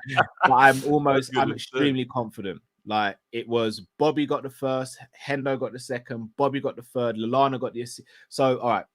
Bobby got the first. Klein got the assist for Hendo to make it 3-2 to Norwich. Lallana got the assist for Bobby to make it 3-3. Milner pounced on a mistake to make it 4-3 to us. And then the ball ricocheting in the air in the box. Coker was the last player to touch it from a Liverpool standpoint. And then Lallana scored to make it 5-4. I'm certain of it. Mad, isn't it? But that was a crazy game. Crazy. Also, might have been a season after though. That was Swansea. We beat Swansea 2-1 away from home. We weren't playing great, and then but I think who was it? I think it might have been Bobby who got the winner actually. But yeah. We had quite a lot of moments, I think, during that first 2/3 of a season or whatever you want to call it, where Klopp showed us like, nah, like this, this could be something special. And the thing is as well, we already knew Klopp was a special manager anyway. Yes, he had to do it at Liverpool, but he wasn't a Brendan Rodgers where like we were like, can he reach that level? Do you know what I mean? Fired. No, but it's true. Yeah, and I like Brendan. But Brendan hadn't achieved anything at Liverpool, and whatever he achieved in his career was gonna be, he proved himself while he was there. Klopp had already proved himself before he came to Liverpool. We were just hoping he could replicate what he'd done. No, bro. City, he had 4-1. Was that the Bobby first goal game? Yes. Yeah, we battered them up in that game. Oh, Mangala got the first, was the first goal, an own goal. Then Bobby, I think it was, isn't it? No, then Coutinho got the second, Bobby assist, and then Bobby got the third from a Coutinho assist when Emre Can reversed back-heeled it. The back heel to that goal was special. Then it was 3-1 at half-time because Mignolet gave her a silly pass. Aguero pounced on it and scored a goal from outside the box to make it 3-1. Stayed 3-1 for the second half, and then Skirtle scored the fourth with a volley like near the edge of the box towards the end of the game. That we battered City that day. They didn't. We really did. Yeah, we really did. We really did batter them. Oh, that might have been the game actually. And not to mention the fact that even if you just want to take that whole first, whatever it is, 2/3 of a season or whatever, Klopp got us to 2 finals. We didn't even really deserve to get to. Like, our squad wasn't really good enough to reach finals of cups at that point. And like, Klopp got us there. And I think that was the moment where it was like, and the thing is, this is how you know that Klopp's just a bad man. He sat down and he said he was going to win a title within 4 years. And he also said he was going to turn doubters into believers, right? And that whole first season, that's what he said, did. I'm not a special one. I'm just a normal one. I'm just a normal one. And then, Kyle, I don't know if you remember, he did the post-game interview after Sevilla when all of our hearts were in the mud because we thought that was our way into the Champions League. We obviously wanted to win the cup, whatever. And he looked in our eyes down the camera and he said, we will look back on this moment and realize this was when it started. I don't know if you remember. He looked down the camera and he was like, this is when we will realize it started in this moment. And then look what we went on to achieve. The reason why I rated Klopp for that as well, because those 2 games we lost in the final, neither of those were on him tactically at all. No. I think everyone forgets the Sevilla game. The referee was very pro Sevilla in that game. Plus Moreno decided to play for Sevilla in that game as well. The cup final in the Carabao, Mignolet makes a mistake for Fernandinho to get the first goal. And then we had no right to really be going up against City like that. And then it went to penalties and we lost on penalties. Yeah.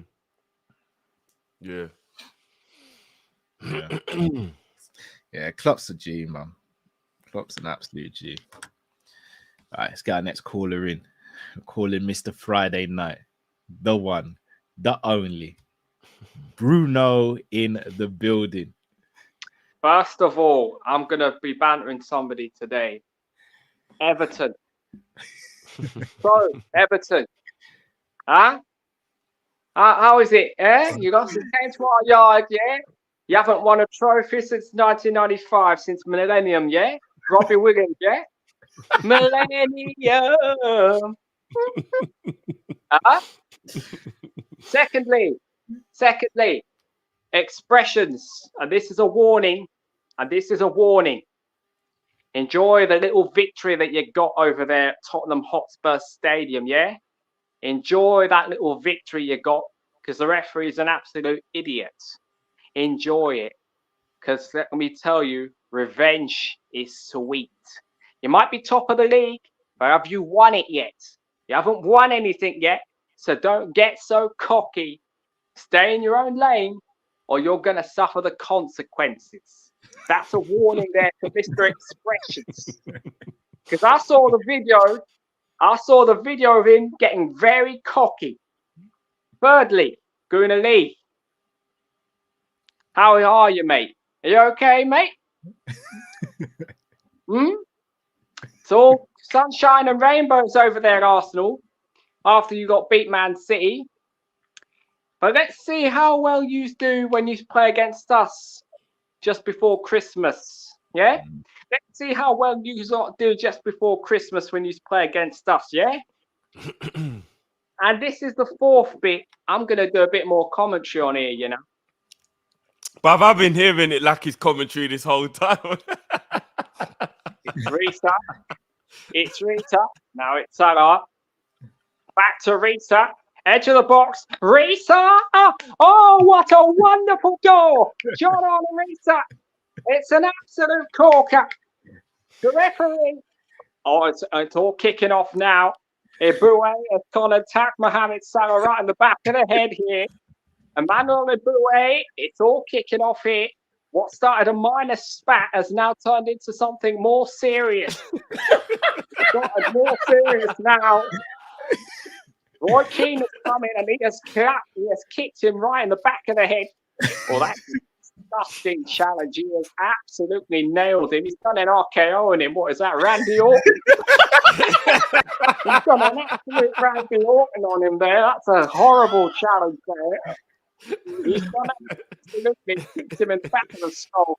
It's all kicking off. The fans are running on the pitch now. It's all kicking off. The fans are running on the pitch. Looks like the game has been postponed because the fans are running on the pitch and protesting. It's all kicking off. Michael Barrett's getting involved. George Mendes is getting involved. And George Akinfenwa and Gabriel Bonglahor, they're all trying to get involved now.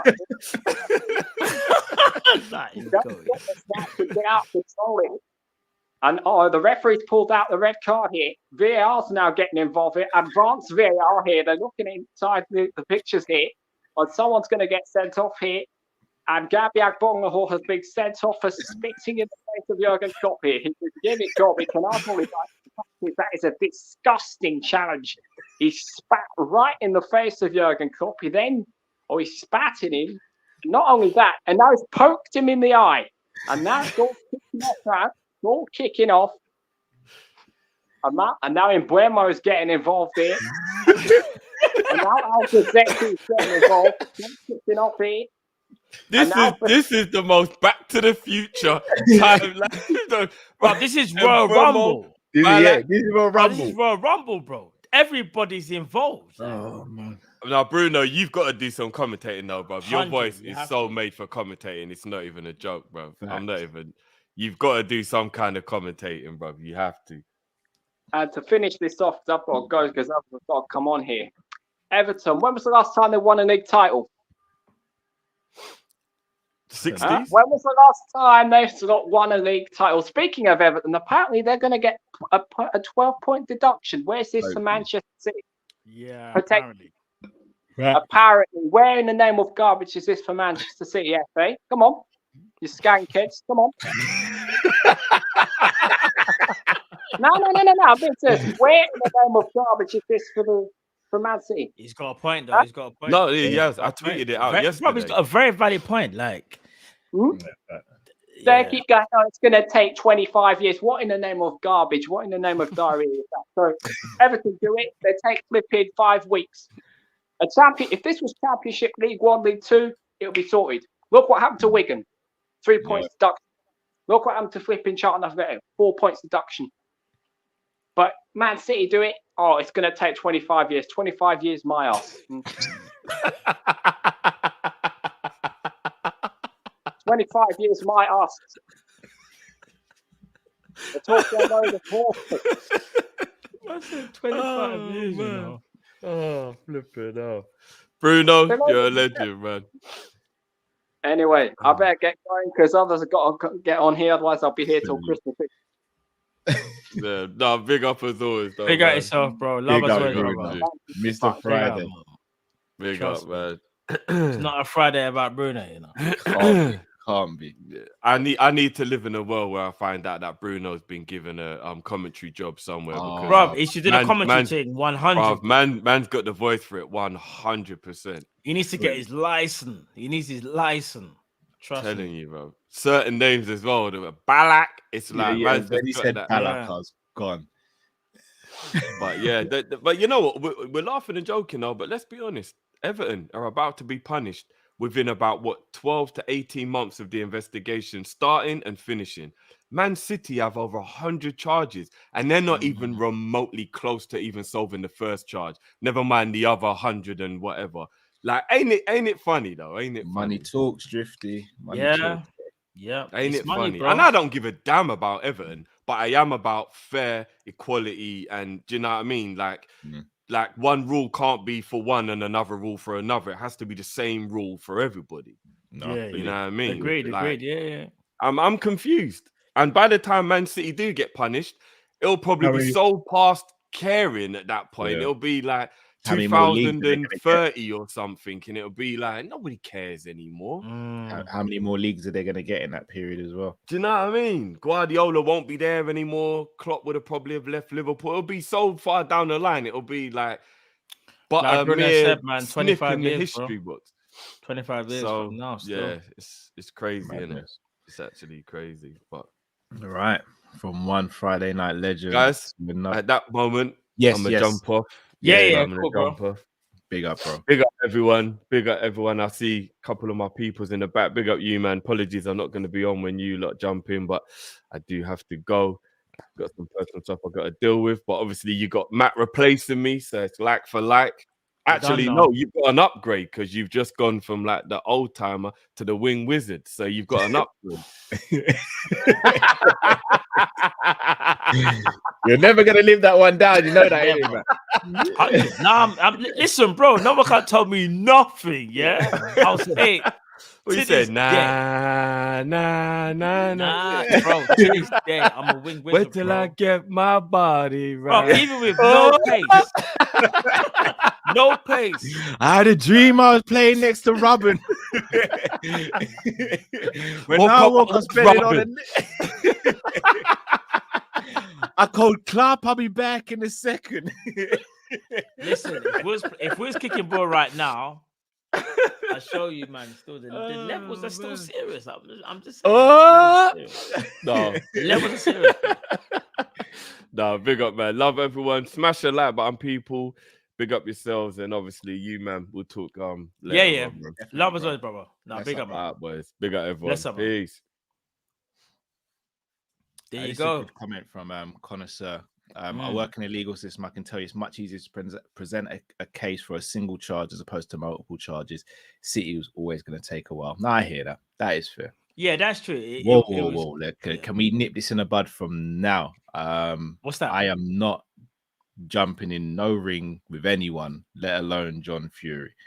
They want you to fight John Fury. Yeah, no, we're not even in the same weight class, so that ain't happening. Do you know what's so mad about John Fury? Yeah, He's nuts, bro. I saw the last face-off, but no, the second to last one. Bro, John Fury's got his top off like he's fighting. It's like, bro, like let your son to do. Yeah, his thing. he's stealing limelight, innit? What I will say, Francis Ngannou, £272, but there's no fat on his body, bro. And people want to say he wasn't created in Area 51, but cool. Yeah, I'm not gonna lie. When I see a 272 and I was looking at Ngannou, I was like, what? He cuts weight to fight in the UFC, people, at 265. Yeah, that is. You know how heavy that is? It's like 19 stone, bro. What does he walk like? Is he like 300, nearly 300? I'm guessing. Walk around weight, yeah, probably around 300. And you just look at him, you can tell he's not just overly excessively eating or anything. Like, he's just big, bro. Do you know? So imagine, I don't know whether you can sense it, but obviously Tyson knows this is a fight, a one where he knows he's probably gonna win, but he's doing the friendly thing with Ngannou. You know, like the laughing and joking, and because you know, so crazy.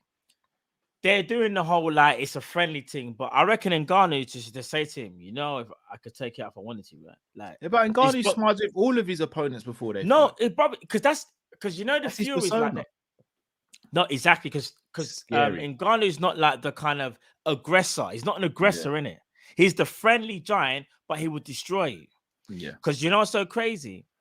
If that was John Jones, you know that'd be a totally different press conference, right? Because they're different. That the way how they go about things, isn't it?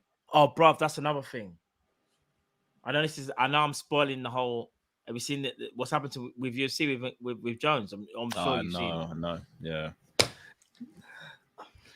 Yeah, it's a weird one, that man. It did, like, before anyone said the injury is genuine. Like, No, it's real. It's a real thing. It's weird that there's a few things. Shout out to Jamie, because even me and Jamie were speaking about it. Jones really and truly should be stripped of the title because he's not fought since January, if I'm not mistaken, and it's now going to be another 8 months from here. So this should actually be a fight for the actual world title.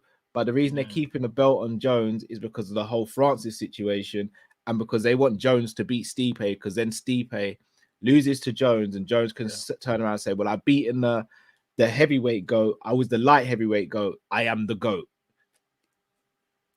To me, it's a bit weird. It's a bit weird. But we've all been robbed of not seeing Jones and Ngannou. That's the bottom line. We've all been robbed from not seeing that. Yeah. And I don't see, and I'll be honest, I don't France. see. Yeah, and I don't see a way back. I mean, I could be wrong, because maybe once Francis does his boxing thing, maybe there might be a reconciliation with UFC. Probably not, but nah, it's done. Bro, I needed to see that fight, bro. But yeah, the whole Jones and Stipe thing just kind of like annoyed me. I'm not annoyed at Jones. I'm annoyed at the situation that it's just not going to happen, innit? Yeah. But I'll be honest with you, Jones washes Stipe. It's not even a joke. Like, Stipe is a lot older as well. Like, it's different. Jones is a different animal to Stipe. But yeah, big up both of them still. All right, let's get our next caller in. The legend himself, Uncle Albert, in the building. Uncle Fresh, Albert fresh merch as well. Yo, with the fresh merch. I've got last year's one, and I was like, yeah, you know what? I need to upgrade. Uncle Albert with the fresh merch. Yo, people, how are you? We're good, bro. We're how good, are you? bro. How are you, brother? I'm doing well. As you can see. Oh no. Oh, yeah, Callum. You're you back. there? You're back. No, you're still there, Yeah, Uncle. You're still there. You're still there. Hello? Yeah. We can hear you. We can hear you. You're still there. You're still there. All at this time, man. Hello? Yeah. You're still there, Uncle. You still? Can you hear us? Can you hear us, Uncle? Can you hear me? Yeah, we We hear can you. hear you. We can hear you. Can you hear us?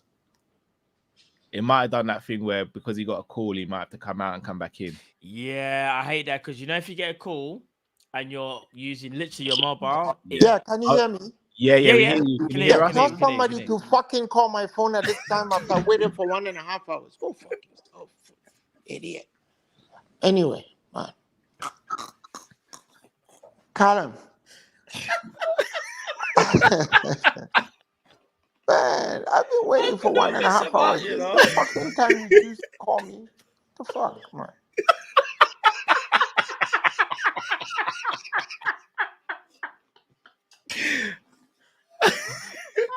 Yo, Uncle, don't Callum, keep me joking though. you need to thank God that your son brought petroleum jelly, right? Could have brought the other stuff, the water-based jelly, right? That wouldn't have been good. No. he could have rubbed that. He could have rubbed that one on your hand, and your hand would have been like real slippery, right? Ready to go fingers, man. Oh, Listen. oh my days. Let me push back a little on some people who pretend like they weren't watching Liverpool last year. Somebody came in there. Where are all the Klopp outers now? We are still here. Jurgen Klopp himself last year was Klopp out, because he did say in his own words that, but for what he had done before, the owners would have sacked him. Did they see Komoli in the crowd yesterday? What did our owners do to Komoli? Who brought Suarez to Liverpool? Was it not Komoli? Yeah. What did the owners do to Kenny fucking Dalglish? They sacked him in Boston. After sacking him, inviting him to Boston, sacking him, and then they named the stand after him. So don't think that the owners can do anything. They can do anything. Jurgen Klopp acknowledges that last season was bad. That's the reason why he's gutted his whole midfield. How many managers have you seen do that? He got rid of his captain. He got rid of his vice captain. He got rid of anybody in the middle of that pack because he knew what was wrong. So why are people pretending like they don't know what happened last year? We are fifth. Everybody is saying, commentators on CBS, wherever, they are saying Liverpool shouldn't be playing in that competition. They're too good for this competition. Look at what we have been doing to teams with our B team, right? With kids who've never played European football before. So what are they saying? Anybody want to have that debate? We're ready. But this Monday morning quarterbacking and all this, I know everything. Klopp acknowledges that he was asked last season. He said it how many times? He's asked us to trust him. How many times did he say, trust me, I'll get it right? So if he's getting it right, why? Am I paid £15 million a year to get it right? Isn't he the one who can get it right? And he's doing that. And what he's doing, we're giving him credit for. That's the most important thing. You see, Callum, you're a married man. So a lot of people don't understand what it means to say, okay, so I said something, I was wrong. So we say many things we're going to be wrong. We say some we're going to be right. That's the reason why I'm sitting in an armchair and I'm not a Kelpie. So, I was one of the people who was against Gravenberch. I was against, and I had empirical data to back why I was against him. He wasn't being fielded in Bayern. He went to play the under-21 tournament. He stunk the gaff out. And then he comes to Liverpool. Klopp insists, I want this kid. He comes to Liverpool, and 15 minutes after I saw him on the pitch, I changed my mind because I knew he was a real deal. So being wrong and admitting, okay, I was wrong about, what's the big deal? We're going to be wrong all the time. In your life, no matter how long you live, you're going to be wrong many times. You're going to be right some of the time. It's a preponderance. Big fucking deal. We're all the Klopp out there. Yeah, we're right here. And Klopp knows that if he did what he did this year, by this time the owners would have sacked him. He knows that. Right? Last year, by this time, we had 10 points. We had been beaten by Nottingham Forest. We had been beaten by Leeds. We had drawn with Crystal Palace. We had drawn with Brighton. We had fucking allowed fucking, what's his name? That kid from Belgium. What's his name? What was that guy's name? The guy at Arsenal right now. Aston Villa. No, he's at Arsenal now. Now, he was at Brighton. Belgium. Trossard, hat-trick. Trossard. Yeah. Trossard had a hat-trick at Arsenal. How many fuckers have had a hat-trick at Arsenal? What are you people talking about? Klopp knew he was ass. He knew that. We had, you guys are surprised that we can play well with 10 men. We've had practice. Last season, we were playing with Henderson. Give us a fucking break, will you? We know the history. Do you honestly think if Klopp wanted Fabinho and Henderson to stay at Liverpool, they won't be there? Did he not refuse to let Diaz go? Didn't he refuse to let Salah go? So what are you? What are you doing? He wanted Milner to stay too. Well, he's gone. Somebody helped him with that. He's gone. So listen, our manager, nobody in his right mind will say that our manager is not a great manager. He's an absolutely great manager, but he's human. So he has his flaws. Yeah. Agree. Right? This North Korean Republic of Klopp, for which nobody can say that Klopp has done anything wrong, and there's a clapping captain, and the person claps, and you dare not stop clapping until the clapping captain fucking stops. Makes me sick. Right? Let's get it all out there. Oh, and where are the Klopp? Well, we're right here. And Klopp knows that he himself was out. We live in a business where somebody is sacked because somebody who's doing so well and has his team in sixth is sacked because when Rooney is available. So okay, give us a fucking break, you know? We're tired of this Monday morning quarterbacking, and I knew it was this, and we knew Klopp was going to. You didn't know fuck all. You knew nothing. Absolutely fuck all. Klopp knew he had to get it right. That's it. Look, this guy has changed so much that Klopp even does in-game substitutions spot on. Halftime, if you're thinking, you fucking withdraws your ass. Last season, when we needed a goal, he brought in fucking Milner. That's what he did. Yeah. That's true. Don't though. we That's remember? true. Yeah. It's changed a lot, innit? It's changed a lot. Klopp It has. fucking hooks you at halftime. You're off. I'm bringing somebody else. Why? Because he has the squad depth. Nobody in his right mind who is not smoking some cheap fucking Moroccan weed will say that Klopp is not a genius. Even how he manages his players. Look, I said this thing the other day. Do you guys honestly think if Jadon Sancho was a Liverpool player, he would be where he is? You think? No idea. No. Of course not. Yeah.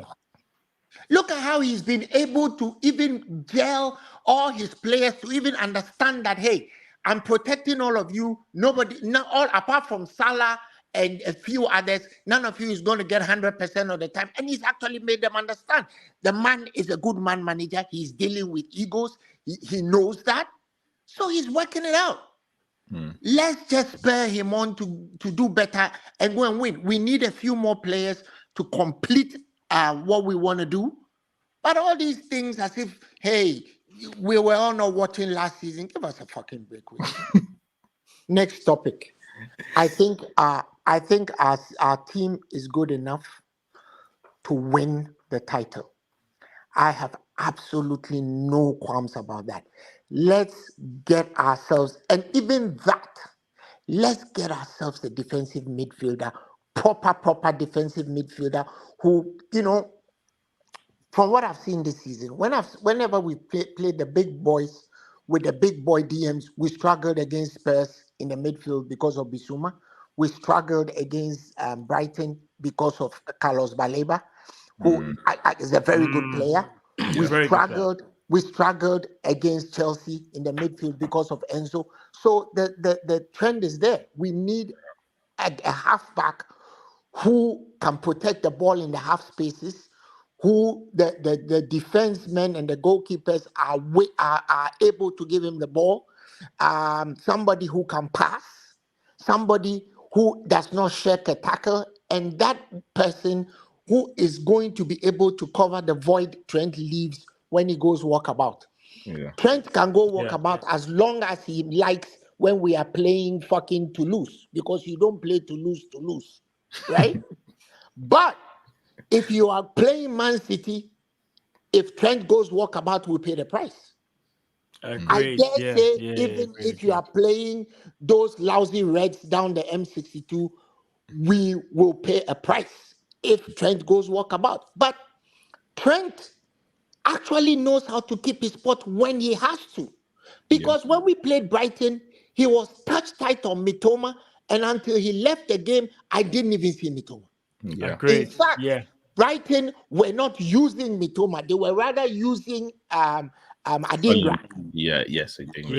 Okay? So let's accept and understand that we need a DM. I've heard some people say, oh, you don't need a DM. Look, Alexis is a great footballer. That's like true world class to me. Guy has won a World Cup. He's had an assist in a World Cup final. He has won a player of the match in a World Cup semi-final. That's a fucking world class player. And you don't gain anything by playing him out of position. Play him where he can actually make a contribution. In Ryan Gravenberch and Zoboslai, people, we are coming. We really are coming. So let's get ourselves that DM that we need. The boys are good with the rotation that he's doing, because there's a lot of injury in the system. How many players have had ACLs with this 10 weeks? ACLs all over the place. Hamstrings, whatever. So they know what's going on. Let's will our boys on. Like we say, we support the lads. We support our manager. He's doing the right thing now. We all know that. So I don't want anybody to come and ask me, where are you guys now? They Klopp out. Yeah, we were Klopp out. Klopp himself or Klopp fucking out. He knows that. So, hey, Big up to all of you people. Big up to all you. of you. Big up to you, Carl. No, big up Like to you, man. Like Big I up to said, your uncle, man. you've been very lucky, man. Matt, you missed that part Yeah. of the show. Yeah. Go back to Did the I? beginning. Yeah. Where Bruv, the petroleum Robbie jelly basically, Robbie was getting petroleum jelly was handfuls of brought in. he Yeah, was I getting was What? thinking, Sorry. Robbie Yeah. was scooping handfuls of Vaseline out of the tub and just rubbing it on my arm, bro. he was bringing Vaseline and rubbing it on his dad's arm, and I was like, "Yo, kiddo, don't go bring the real thing, man." And I'm not talking about the apple juice. We know Papa Carl got bottles of that stuff under the bed. Don't go bring that stuff, man. Oh my and I also didn't want Mama Carl to be screaming from the back. Hey, Robbie, come here with that stuff. Where you going with that stuff? Bring it out here.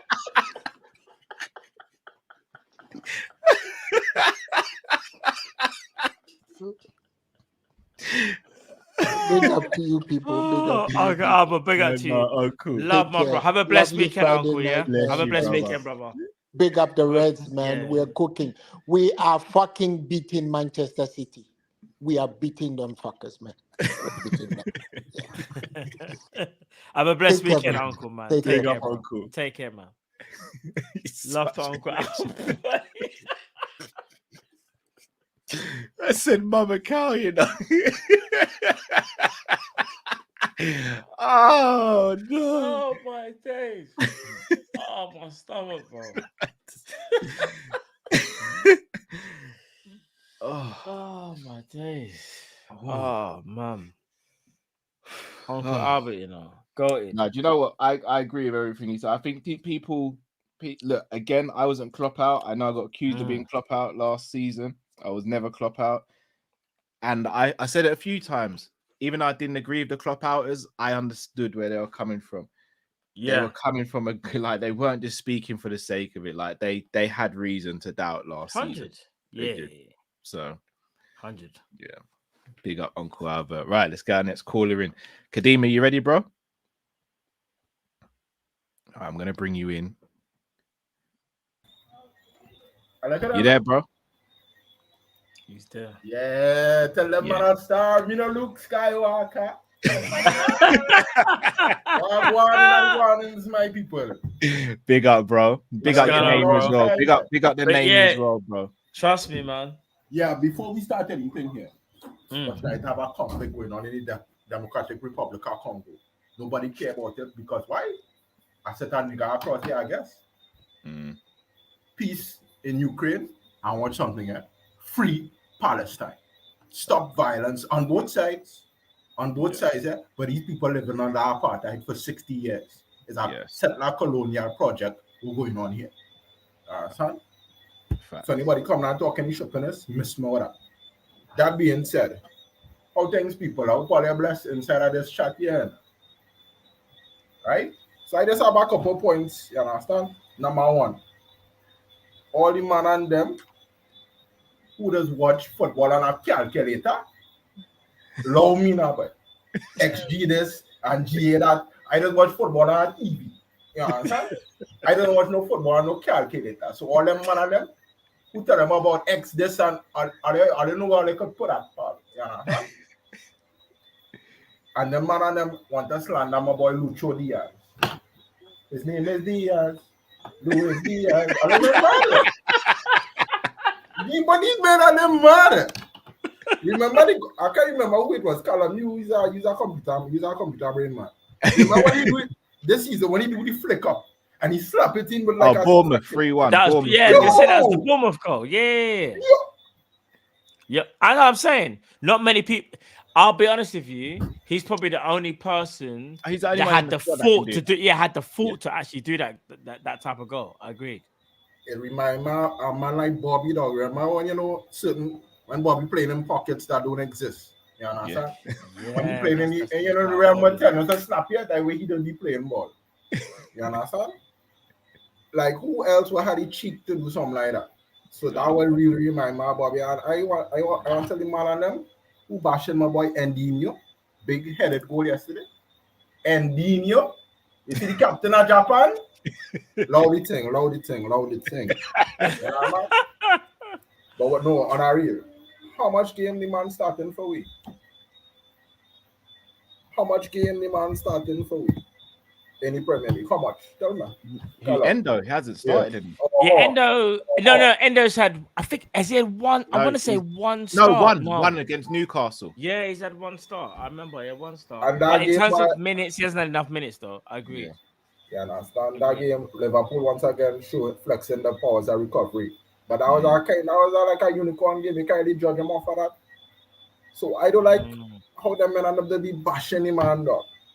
And like he didn't really get a chance, and I ain't like that dog. That is, you know, that is hurt my feelings. I don't know about you, Carl. Yeah, I think Endo should be starting to get the best out of the rest of the team. That is a big man with 11 children. Yeah, that's that. I sure you have your own nine size by now. I said 11 children. you have a 9 team right now, though. So loud man, yeah. Bro, Master got another team, you know. Listen, you see Endo, yeah. I didn't see a lot of the game yesterday, so like, but I only saw like highlights. I haven't watched the whole game. He's quality. But from what I saw, he looked very, very, very good. And I like the fact how Klopp kind of spoke about him after the game. Him and Gravenberch, he kind of like spoke about them, like obviously like singled them out, so to speak, and how well they played.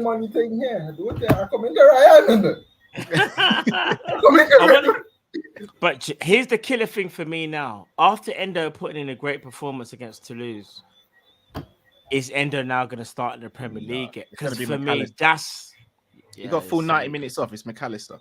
Who we playing this weekend, but Nottingham Forest. We got Nottingham Forest at home.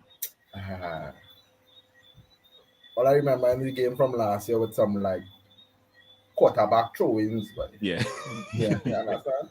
And that was a crazy game. But when it comes to man like Ryan Gravenberch, people just forget that same summer what was being linked to Jude Bellingham and Ryan was being spoken in the same sentence, you know. Yeah. And because them crazy people and them in Bayern Munich never played the man, they didn't give him a chance. That's why football fans and them so they like the flavor of the week now. They just forget. Yeah. You understand? We man here, we doesn't forget. Man like Ryan, the man that look like a ballet dancer on the ball dog. You understand? You look at, you know, like certain cartoons, like a long time cartoon, Tom and Jerry.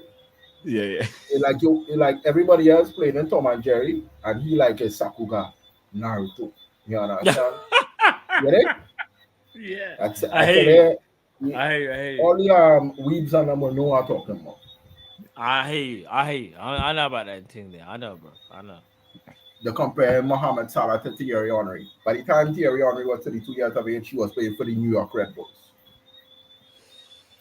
Yeah, listen, I rate Henry highly. I do think he's one of the best in the Prem.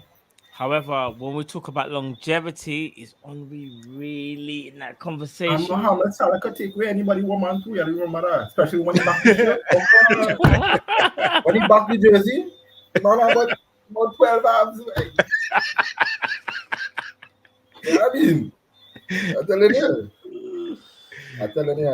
And Rooney, they say Rooney does get disrespect from a lot of football fans because he does look like a potato farmer, but the man is a baller. The man is a heavyweight baller. You know what I mean? I said potato farmer. But the man is a heavyweight baller. I don't get tired.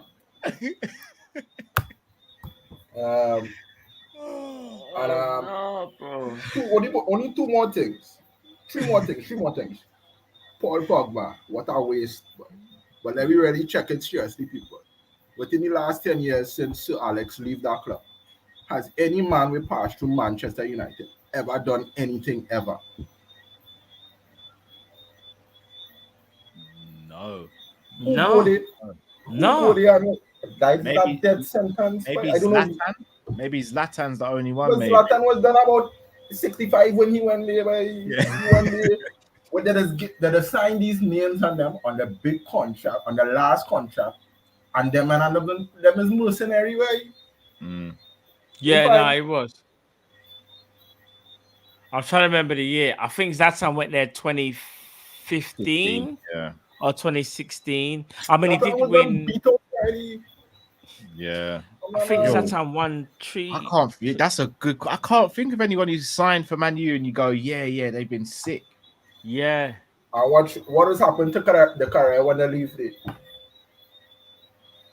It usually gets better. Yeah. Oh yeah, it gets really bad. Yeah, Mourinho said it as well. Mourinho said it when he was there. Mourinho was finishing second. He said, the man said that the best thing he ever do. Watch how much thing Champion League and then he left up.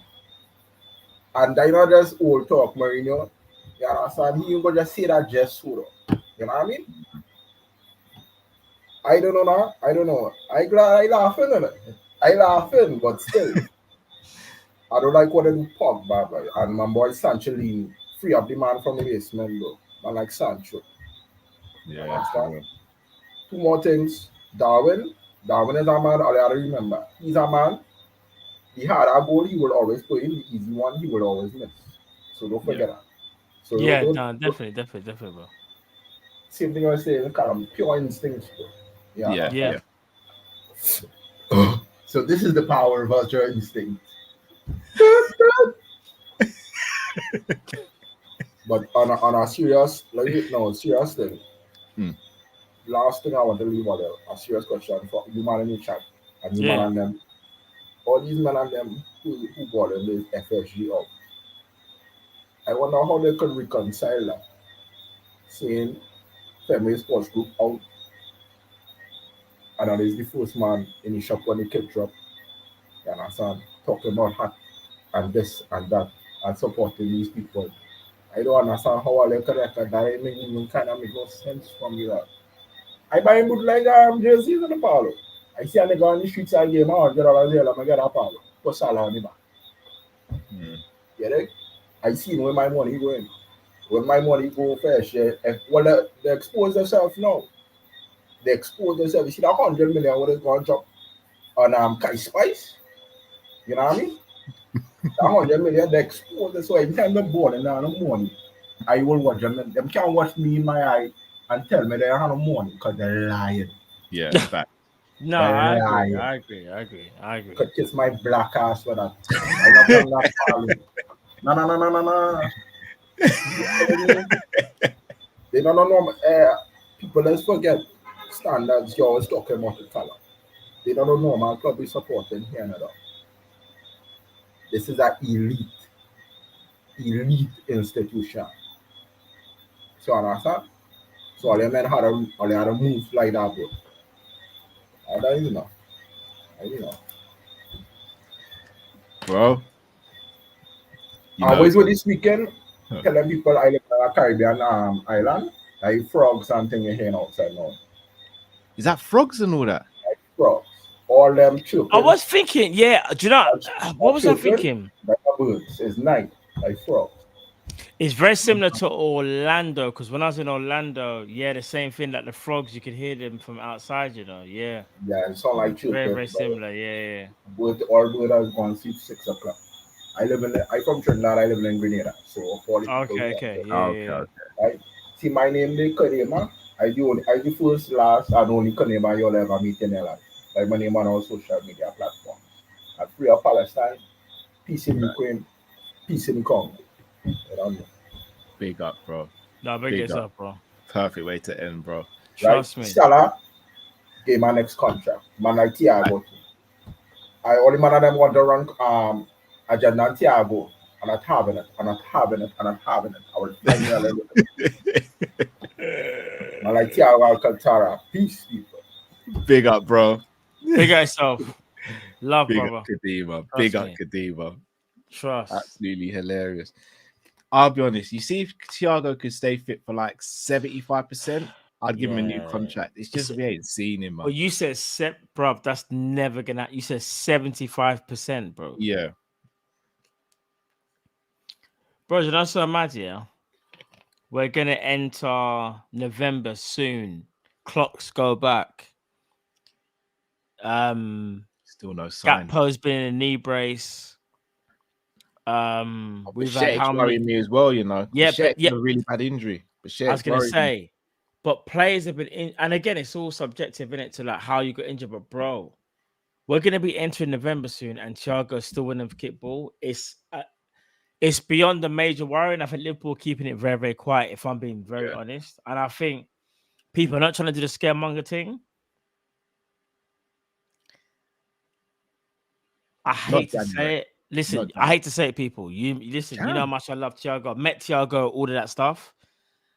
I think there's something more with Thiago, you know. I've got to keep January, surely not January. Unless we're getting 2 midfielders in January, no way. Bro, Liverpool kept on saying whenever there's been an international break, he'll be back.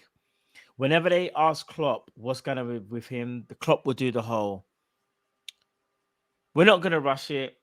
It's nothing too serious, but we'll hopefully we'll see. Bro, I'm gonna say this right now. I'm not saying I know more information. I'm just saying I think we should manage our expectations with Thiago. Like, I'm being genuinely honest when I say that. I don't think he goes in Jan. No, I don't think he goes in Jan. Liverpool would keep him until end of season. It's not about that for me. It's more about, are we actually going to see Thiago this season? And the hip injury that's been reoccurring, it does worry me. Yeah. I'll leave it there, innit? I'm worried though, bro. About Thiago. Bro, it's Same. Boy, big up Kadima though, man. That was a brilliant call. Big up Kadima. Right, hopefully it works this time. Josh, you there, bro? Yo, can you hear me? Yes. Yeah, I can hear you, bro. Big up, bro. How do I sound? Because like when I'm listening to audio, suddenly just like it sounds like it's crackling. So I don't know how I sound to you guys. No, you sound normal. Yeah, you're normal. I sound normal. Yeah. Okay, that's good. Anyway, how have you guys been? Good, bro. Yeah, bro. Not too bad, bro. You know what I mean? Just working, you know what I'm saying? Grinding and everything there, but all good though. Tired, but it is what it is. I hear that. How about yourself? Yes, surviving, man. Same old. Yeah. You take off. There's air in my lungs, so can't complain. Facts. So I had a few things I wanted to ask you. Now, first one is I actually was specifically waiting for this because I haven't kept my ear to the ground, like with all the media outlets and other Liverpool fan channels. But regarding the fallout of the offside against Tottenham, why is no one requesting the Champions League AI? So why don't you cut out the middleman of like communication? You can just get the AI. Oh yeah, it's a shout. Because it's just the most straightforward thing. Like we see it midweek, right? So why is no one asking for that? It's just a straight. Oh, why can't? Oh, I've just seen Ram drop a comment. Ramstein drop a comment, but it's like, shouldn't that be like a solution that they're putting forward? Rather, Howard Webb waffling on about some lies. I think I can ask that question for you now. Keeping their friends in jobs. Thank you. Jobs for the boys. Yeah. This should be an episode of Ozark. It's like money laundering. That's all I can think about. That's the only thing that makes sense to me. It's money laundering. You know, there's a guy that works for the PGMOL. What is his name again? John Moss. Can someone explain to me, why John Moss was ever a professional referee? If you're no, it's not even that. Yeah. Footballers are professional athletes, right? So a footballer needs to have a level of fitness and athleticism, correct? Yeah. If you look at John Moss, how the hell can he keep up with play? You can't. That's what I'm talking about. So you're 40 pounds out of shape and you've been given a job to keep up with professional athletes. How has no one pulled him up on this?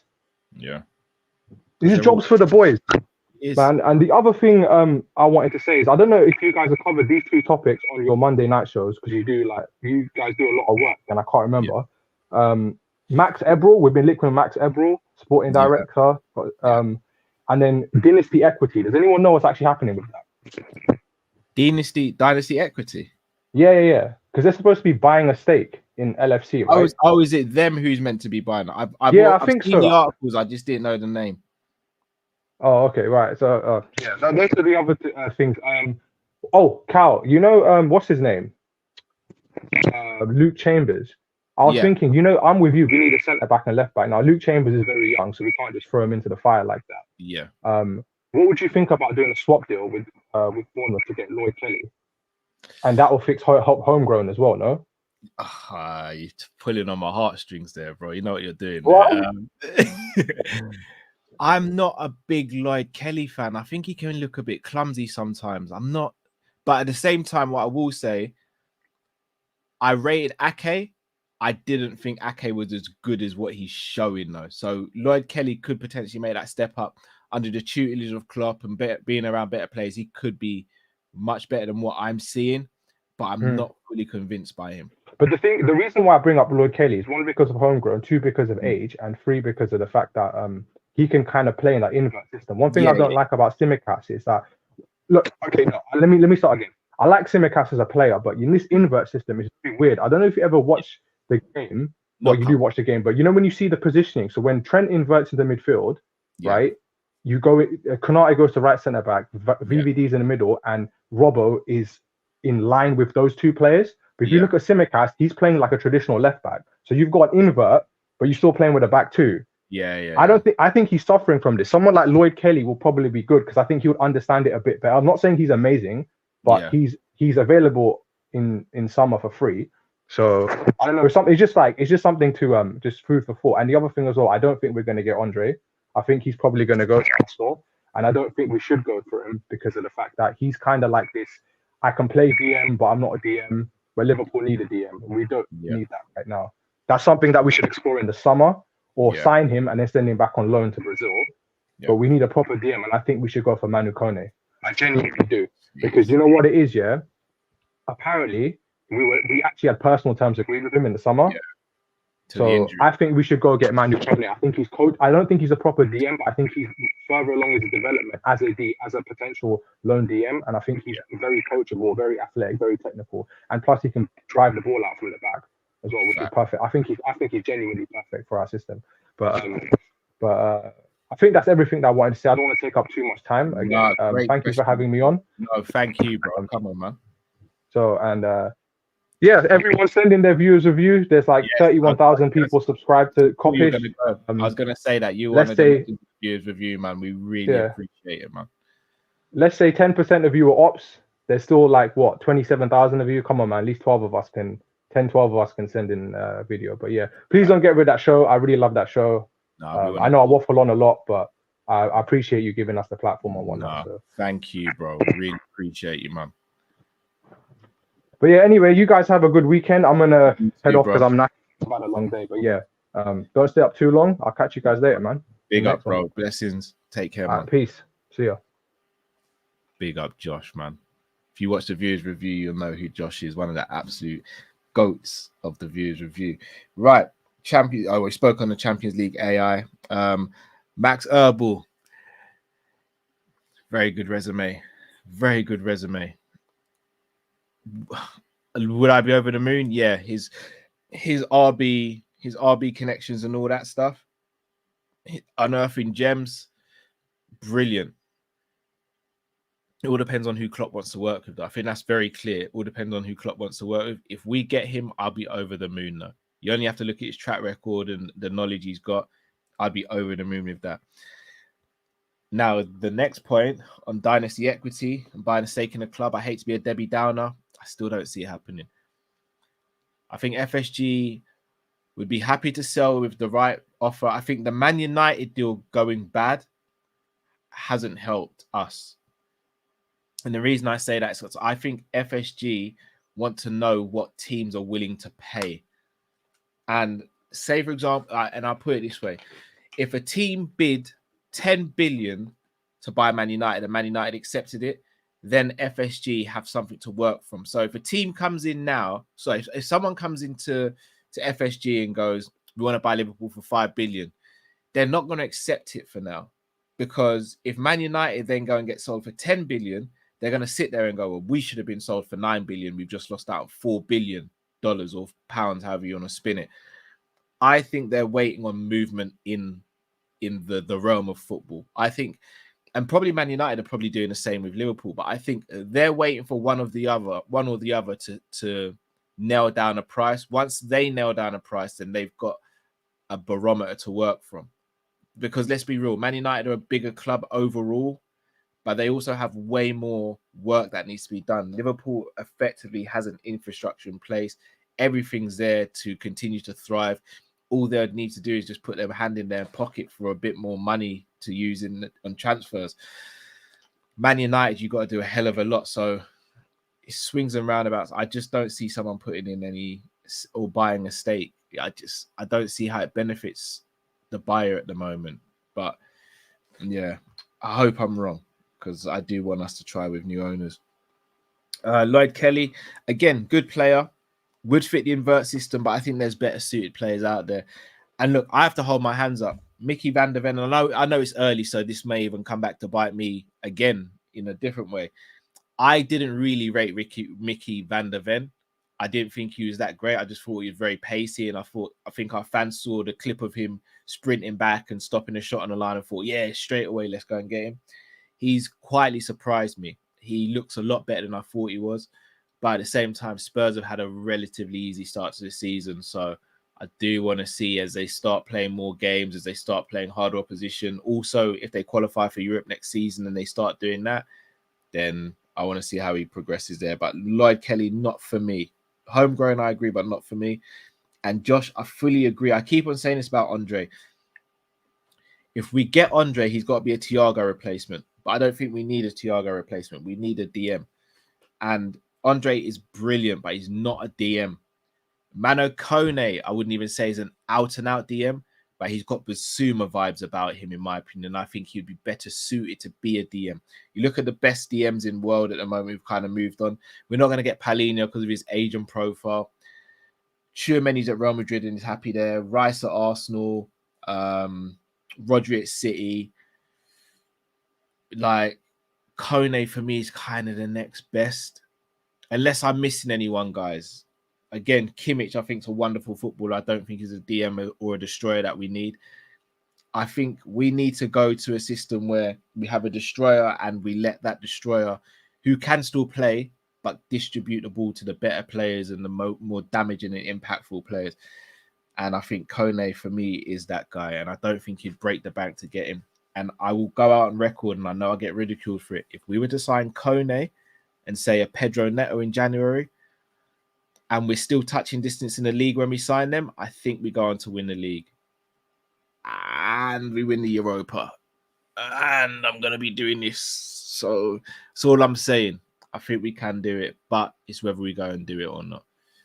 But I hope we can. And the fact that Schmatker's still here gives me a little glimmer of hope that Kone could still make a move, because I know his son's a sporting director there. I know we were close to looking at him and signing him in the summer before the injury as well.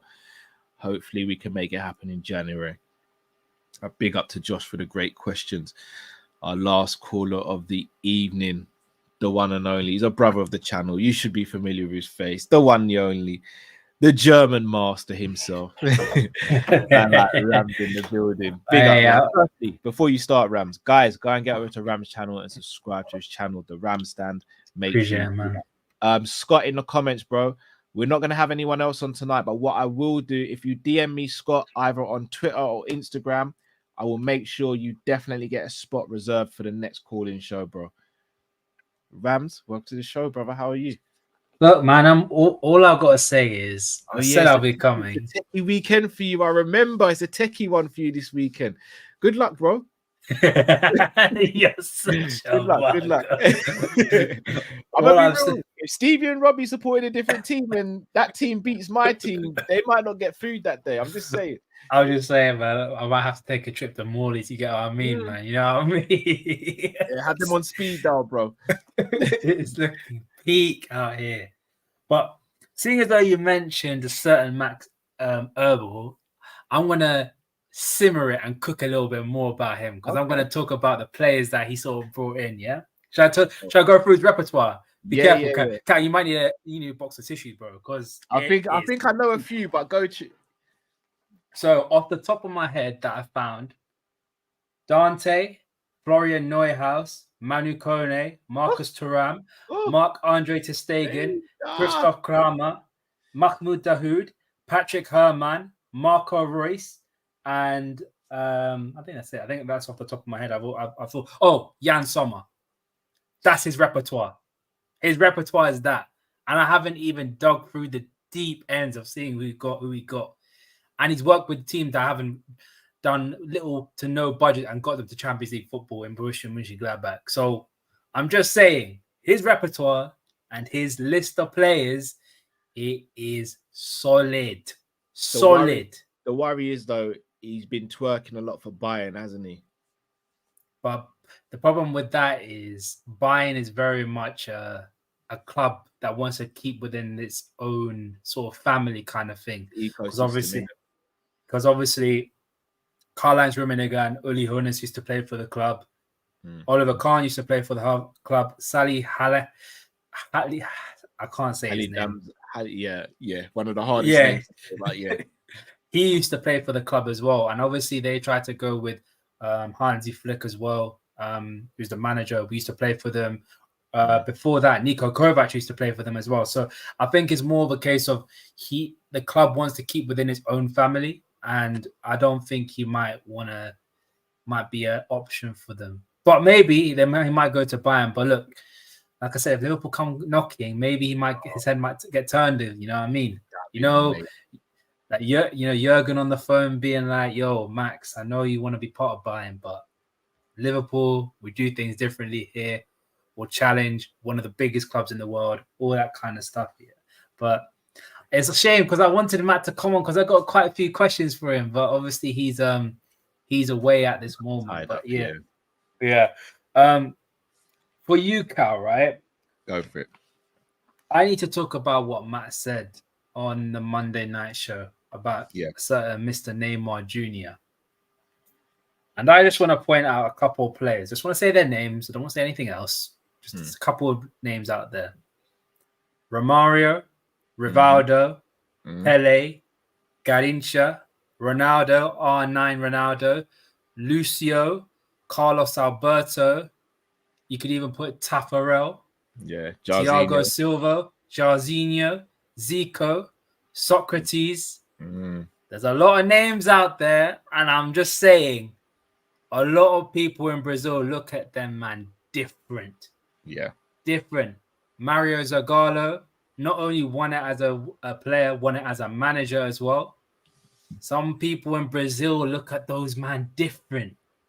And I'm just saying, with Neymar, even though he's got the most caps and he's also, I completely forgot Cafu and Roberto Carlos. Just forgot them. You know, Dani Alves. You know, these players they're looked at different. And look, Neymar's got the goals, he's got the assists, he's got the caps, but certain people look at Brazil as one of the it is the greatest footballing nation of all time because they've got the most World Cups, got the most Copa Americas. A lot of players played in the whole legacy of that. Some players even won it 3 times. That's crazy. 3 World Cups. Most of them won. Most of them might have more or less won 2. You know, Ronaldo's won 2.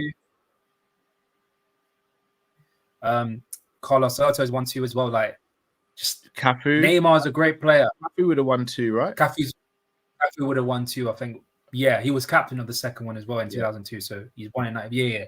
He would have won 2 as well. Some people just look differently. And if you're looking at the question that was posed to Matt, Neymar as the greatest Brazilian behind Pele, certain man getting ahead of him. I don't think even it's a conversation. I think Romario gets in with no conversation. Romario 94 World Cup was different. Romario is the most unlucky striker in the world because if Ronaldo's not who he is, we're speaking about Romario in such high regard. But it's just the R9 came through. But they already had the plan. They had the plan, Cal. Romario knew his role. Romario knew that he was going to do his thing for 94, but he's going to be cradling the new guy. Yeah. So he knew what it was all about. But certain man deserves a little bit more praise than Neymar. I think one thing Neymar doesn't have, and you can't even argue it, he's had teams that could have gone on and done something. Yeah. I'll say this: 2022 World Cup. I mean, I thought Brazil would be my favorites going into it. You know, one of the best defenses in terms of names on the team sheet. One of the best, like they got one of the best DMs in the world. Obviously, Neymar himself, Vinny Jr., like Rodrigo. They've got some certified players, and people were saying it was literally between Argentina and Brazil. And they got knocked out in a whimper. Yeah, and they didn't even cut open Croatia like that. It was only down to probably Neymar brilliance, but again, Neymar's brilliance was the reason why they scored the goal. But again, it still went to penalties, didn't it? Overall play counts for a lot. I'm not mistaken. Neymar didn't end up taking a penalty either, did he? Nah, he could have been the first to step up. It's one of them ones because the way a lot of nations do it, their best penalty taker comes last. I know for a fact Portugal did the same. If it's 2012 Euros, Ronaldo didn't take a penalty against Spain in the Euros, I think. Yes, I think so, yeah. And he was elected to take it as the fifth guy. And then from there on, he's actually gone to take it first. I think in the 2022 World Cup, Messi took it first. Messi took the first penalty because he's the best penalty taker. Yeah. I never understood why a lot of players do that, man. For me, if you're going to do it like that, I think, me personally, I always say go with your strongest from the beginning. But if you can, have your strongest take the first and maybe keep your second best to do the fifth. Otherwise, you might not get to the fifth.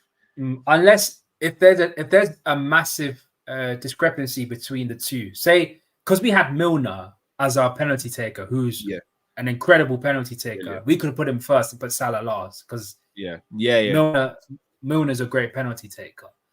But if there's a massive discrepancy from, say, you got a Neymar, then you got Richarlison after that, you know, you got the first penalty sets the tone for the game and puts pressure on the team.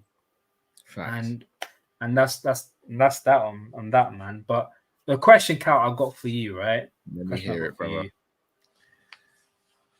Who's had the biggest impact in their field? Bruce Lee, Michael Jackson, or Michael Jordan?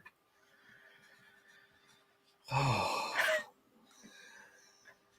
actually want you to discuss this, man, because I think a lot of people don't realize how much of an icon Bruce Lee is in Hollywood. Oh no, I do. But I think in general, especially the younger generation, they don't know because he almost set a trend. He paved the way for the kind of genre of movies that people fell in love with at the time.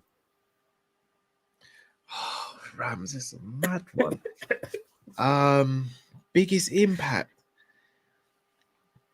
You could argue about Bruce Lee. Don't get your Jackie Chans and your Jet Lees, or you could go even further, Cal.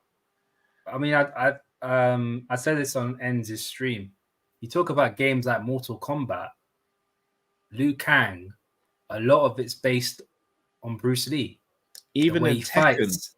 Who's the guy on Tekken? Martial law.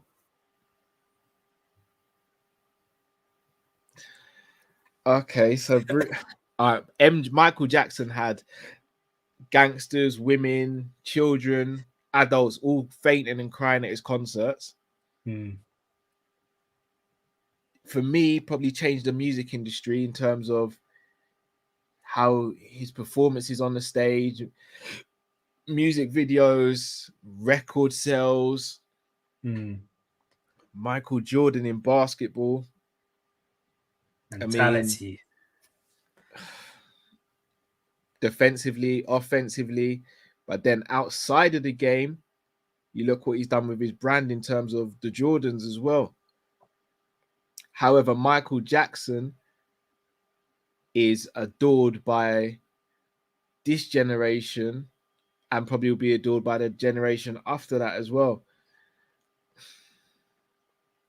I may be biased here because growing up, he was my favorite artist.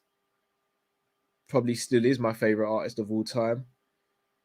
I think it might be Jackson, you know. Damn. I think it might be like, bro, like from as young as I can remember, I learned how to do the moonwalk. Like Robbie and like maybe not so much Robbie. Stevie's 4, and Stevie knows about Michael Jackson. Maybe because big up ends man, big up ends man. Big up Maybe Ends. because of me playing it around him now and again, but he knew about it. Like, it's about being timeless, isn't it? Yeah, it is. And like, bro, I could throw on certain MJ songs, and you're like, wow, a set of human beings created this masterpiece. Like, if MJ were to drop an album nowadays, it destroys everything. And again, I'm a big Bruno Mars fan, and you can see from how he produces his music and stuff, he takes inspiration from people like your MJs, your Princes, and your Teddy Rileys and people like that. MJ's music is timeless. When you think of some of the classics like Man in the Mirror, Off the Wall, Want to Be Starting Something, Don't Stop Till You Get Enough, like, you can go back to Jackson 5. ABC, like, it's timeless. It's timeless. Like, again, I think Michael Jordan is currently still the GOAT, but you never know. Someone could come along and potentially overtake MJ. But I don't think Billie Jean beat it. I don't think anyone will take over from MJ. Heirs to the Cop's got a good point about Bruce Lee being one of the pioneers. I wouldn't say he started MMA, but I think he's definitely one of the pioneers of MMA. I think the one thing that I wouldn't say puts down Bruce Lee, but it doesn't help with the newer generation. They're just not into fighting anymore. So I disagree. I think the problem is because of fighting and people who are massive fans of fighting, they'll look at Bruce Lee and say Bruce Lee was around 135, 145 pounds. Because he's small and he's skinny. I need to stress this to people who have either never had a fight or never trained MMA or any sort of martial arts. I promise you, if you are not trained, unless you're an anomaly, if you are not trained and someone who's 145 pounds is trained, 9.5 times out of 10, they are going to absolutely wash you. And I'm saying this from I have been and I've trained and I've sparred with people who are way smaller than me and have absolutely battered me. It is not just height and size. I've been in there with women who are way more trained than me and have beaten me up. I'm not talking about we've sparred. They've beaten me up, and I've walked away saying, if we ever had a street fight, I would be in hospital right now. Bruce Lee would have wrecked a lot of people.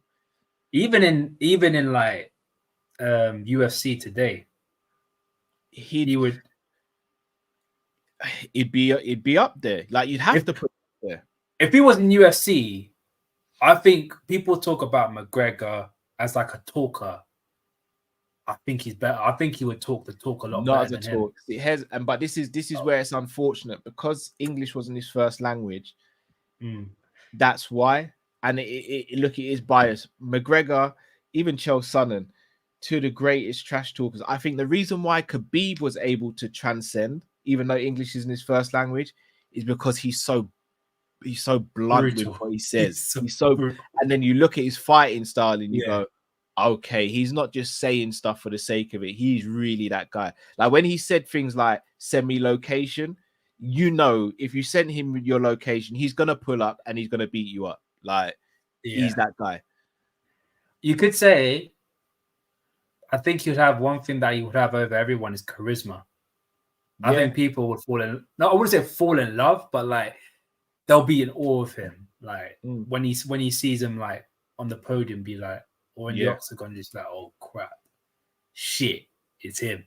That kind of thing. Yeah. It's all about time. It's like Hoist Gracie's held in high esteem by a lot of MMA fans. With all due respect to Hoist, if Hoist was to fight in UFC today, he wouldn't even come close to winning a title. Because the game just evolved so much. I think if we're looking at like Muay Thai and standing fighting, Bruce Lee may be up there with one of the greatest of all time. I think because I had the opportunity, because there's a couple of Bruce Lee films that on Amazon Prime and on even on Sky or Now TV, I had a chance to like watch them. I was like, damn, this guy was serious. This guy was serious. And people don't really talk about him like that. You know, it's Chuck Norris, another one, you know. Oh yeah, it's true. Not obviously the same level of stardom as Bruce Lee. Chuck Norris could fight. 100%. Like Chuck could fight. Like some of these people, like Bruce Lee. I tell you another guy who's slept on in the fighting world, Michael J. White. Do you think? 100%. Michael J. White is if he was to go into the UFC at his peak, his prime, he could have been a major problem. Michael J. White is a special fighter. Perfect technique. You see when he throws kicks and punches, the technique flawless. It's true. Well, that reminds me, because I was going to ask you another question. If we were to set up like a battle of the ages, prime Muhammad Ali and prime Mike Tyson, who would win? All right, so I'm a bit biased towards Mike. Prime Mike Tyson, for me, the only boxer in history that could have potentially beaten him in his prime, I would say, is George Foreman. And I know people are going to sit there and go, well, Muhammad Ali beat George Foreman. He did. But boxing maths and MMA maths don't really work like that. The reason I say George Foreman is because George Foreman could hit so hard that it changes your life, innit?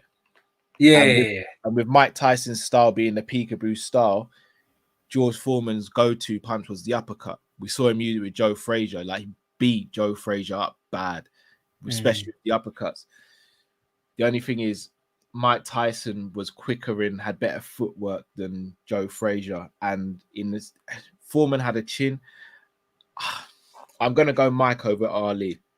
But if anyone could drag Mike into deep waters, it is Muhammad Ali, and he could drag. That's what I'm thinking. Because if you talk about styles, I feel as though Ali, his style and the way he boxed is Mike Tyson's kryptonite, in my opinion. I think it's the other way around. I think Tyson's his kryptonite. Because Tyson, when Ali's dancing and throwing out the jab, Tyson's already underneath your jab and he's at your ribs. And Ali wasn't a great inside fighter. Brilliant from the outside. Good on the inside. But from the outside, phenomenal. Well, could you say he would... The one thing that Ali would do was try and sort of goad Tyson into being aggressive and being overly aggressive and just try and hit him with a jab or hit him with a cross. That'd be playing rope-a-dope with Mike Tyson would be the worst thing to do. But he could do it, I think. I don't think anyone could. The thing with George Foreman had thudding power, and his technique was very much it's all that. Yeah. Tyson, once he gets you on the ropes, he's gonna pick his punches. He's gonna go couple to the body and then uppercut, and then he's gonna open you up with a hook or a straight right. Tyson was very, very precise with his striking. He's surgical. George Foreman was he'd throw a sledgehammer at you. Mike Tyson is death by 1,000 cuts. But football gospel is right. Do you know what? Shout out to this super chat as well. Shout out to Scott. Not a lot of people know about Benny, you know. An amazing kickboxer. There's another kickboxer, Senchai, current Muay Thai fight, should I say? Senchai. He's brilliant. Yeah. There's some top fighters out there, man. Top fighters out there. They really are.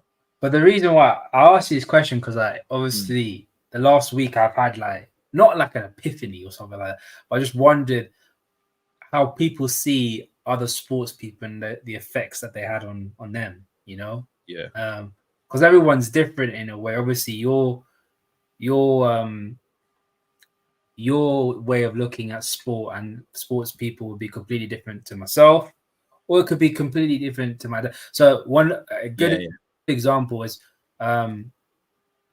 my dad's biggest idol growing up was a West Indian guy called Viv Richards, and I was Cricket, like, right? if I'm One not of the best mistaken, from what I know. Antiguan, yeah, that was his idol growing up. I was like, Yeah. it wasn't an Englishman, it was him, because flair, arrogance, just every aura, the big one, aura about him is just different. This is where I'm going to get cussed for my Caribbeans. I don't really know much about cricket, so I know Lara, I know Curtly Ambrose. Who's the one? Is it Christopher something? Gale. That's Neeks' favorite is Chris Gale. Yeah, so I know those guys, but I couldn't tell you like a running order or anything like that. I know Lara was really about it, and Curtly Ambrose was a very good bowler, if I'm not mistaken. He was a speed bowler, right? Well, Curtly Ambrose, like, honestly, if I were playing against Curtly Ambrose, I would actually fear for my life. Honest to flipping God. Yeah, very aggressive from what I know. He would bowl 90 miles an hour because he's 6'7". That shit. Curtly's 6'7". I knew he was tall. He's 6'7". He's 6'7". He's massive, bro. And then, like, at the time, Glenn McGrath was massive. He's 6'4", and he's like, he looks at Curtly. He's like, oh crap! You're bigger than I am. It's like crazy, man. And a lot of the cricketers then was like 5'10", 5'11", 5'9". Yeah. And every single like ball that's so quote unquote is called full. Yeah. It's aimed at the head. A short one just goes over the head. Yeah. And it's crazy. It is crazy. Like I say, I would fear for my life if Curtly Ambrose bowled at me. Joke. No joke. And he hits balls so quick and hard. Pause. It is pause. Strong pause. Strong pause. Strong pause. And like and not only that, arrogance. Always arrogant. You always say, "Come on, man, hit it, man. What are we doing? We're not here to play defensive. Try and hit." I didn't realize there was so much trash talking in cricket. There's a lot in it. Yeah, there's a lot, man. There is a lot. What's it they call it? They call it sledging, right? Sledging. They sledge. It's no rules. They just talk and talk and talk. Yeah, I've heard some wild stuff. So I'm like, raw. Could he really say that, bro?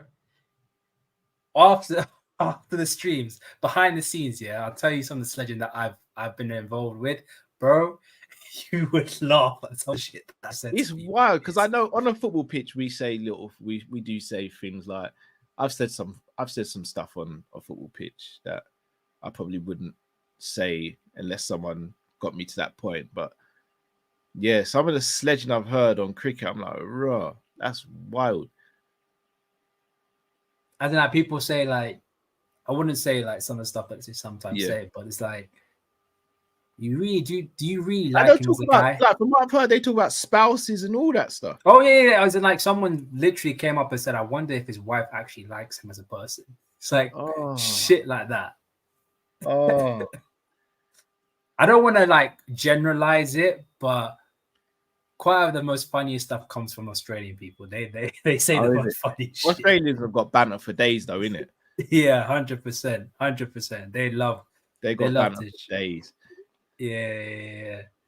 But that's what I got to say, man. Really, it's just that's big interesting. You know what? I'll ask Matt and Drift because they may have complete. I reckon Matt will probably go Michael Jordan. For me, it's Michael Jackson. I reckon Drift will probably go Jackson as well because Drift is a big music fan. I reckon Matt will go Michael Jordan. One thing I would say about the cricket, West Indies ain't doing good, bro. They're not doing good. I've heard. So I again, cricket's one sport I've never really taken to. I tried playing it once when I was in secondary school, and I remember someone throw me the ball for the first. Because again, I've never held a cricket ball. I'm thinking, it's just gonna be like a tennis ball, and I caught it, and I was like, am I just leather and cork? Bro, am I just soft today or what? Like, what's going on? Pause. Am I just like, why does this hurt my hand? And then, as in, like, when I was younger, when I had to, because it used to hurt my hand so much, the coach was like boil some water on a kettle and stick your hand on top of the kettle where it's steaming. It will make your hands it would burn for days, but it made my hand a lot harder. Pause. And it made me more immune of the thing. It is a hard thing. And imagine getting that thrown at you at 90 miles an hour. Yes, man. It's crazy. It's crazy, man. It's not nice. It really is not nice. But yeah, man, that's my questions. After behind the scenes, if anything, if any streams, I'll tell you some of the stuff. Send me some stuff. I do want to see this sledging. I can't lie. I like a little good trash talk. I do want to see it. Yeah, man, it's hilarious, man. If you can come up with the most clever shit and it works, it is fucking hilarious, and you get people out for it. So rules are rules, isn't it? Rules are rules, isn't it? But yeah, man, if you can, try and get into it, man. Try and get into it. Obviously, don't watch the long test cricket games. Is it a 2020 that's meant to be? 2020 is the just smack it everywhere across the pitch, man. Really, it's just get into it, man. It'll be good. I'll see, Rams. I can't make any promises. I'll see. I'll see. All right, man. All right, but bless, man. Appreciate you having me on, bro. Guys. Again, remember, guys, subscribe to Rams's channel, the Ram Stand. So make sure man. Appreciate it. Big up yourself, Ram. Make sure if you're new to Kop-Ish, subscribe, man. Best Liverpool content creators out there, man. You know what I mean? Appreciate you, bro. Thank you, man. Please, man. Appreciate it, man. Bless up, man. See you guys later. Take it easy, man. Peace. Big up to Rams. Right, let me help these supers. A Don calls Latan, says, Cal, watching Grav and Saboz, no lie in midfield. Oh, what a sight. This is probably the best midfield rebuild I've seen in a while. I'd probably say it's probably the best midfield rebuild since we got. It's up there with the Fab G. I mean, Fab and Genie wasn't over in one summer, though. Probably not been a rebuild like this because we were forced into this one. We lost 4 midfielders. We lost 5. We lost Naby, Ox, Milner, Hendo, and Fabinho. We were forced into it. So, yeah, we had to do what we had to do, but cooking really well. Matt's hairline says, Matt, stop ducking me on FC24. I'll even use Naby. Oh, shots fired. I'll make sure Matt gets that. Scott, we'll sort that, Scott. We'll get you on the next one, definitely, bro. And yes, big up yourself, Scott. Benny the Jet is a menace for real. Phenomenal kickboxer. Shout out to M-Tar Mizzy. Says, Matt, sent you a photo of R9 remake I just bought and want to know your thoughts. I know Cal doesn't rate because he's an Adidas man. Jokes aside, bigger. Now R9's he's my second GOAT, to be honest. In fact, you know what? I'll change how. Again, you're gonna cuss me, guys, and say I'm being a bit pedantic. I don't like to do the whole GOAT thing. I like to kind of categorize it. So I'll say the GOAT goalkeeper, the GOAT defender, the GOAT midfielder, and the GOAT attacker. I think it's unfair to try and compare a Messi to, I know, a Buffon, because the jobs are so different. Messi's allowed to make mistakes in the game and get away with it. Buffon's not, but Buffon can't produce magic that can change the whole outcome of a game as much as Messi can. So I don't like to compare the two. I like to keep the different sections of the pitch different and GOAT players in each section of the pitch. But that's just me personally. Not saying I'm doing it the right way. That's just me, because I always think it's unfair on defenders and midfielders because the attackers seem to get a lot of the glory. I gotta give a shameless shout out to Ensman TV, bro. We still need to work together. I'm gonna make sure that happens. And guys, make sure you go and subscribe to Ensman TV's channel. Great guy, great channel. So make sure you do that, please, guys. Yeah, Bruno. Yeah, it's like Richarlison to Risa. Risa's way better than Richarlison though. Hate says, fam, you man seen the LeBron LFC potential new kit, bruv. JW Harry could spit in. John W. Harry could spit in my cereal. I'd still clock that beat clean. I've not seen it. I haven't seen it. I will have a look though. I'll be honest with you.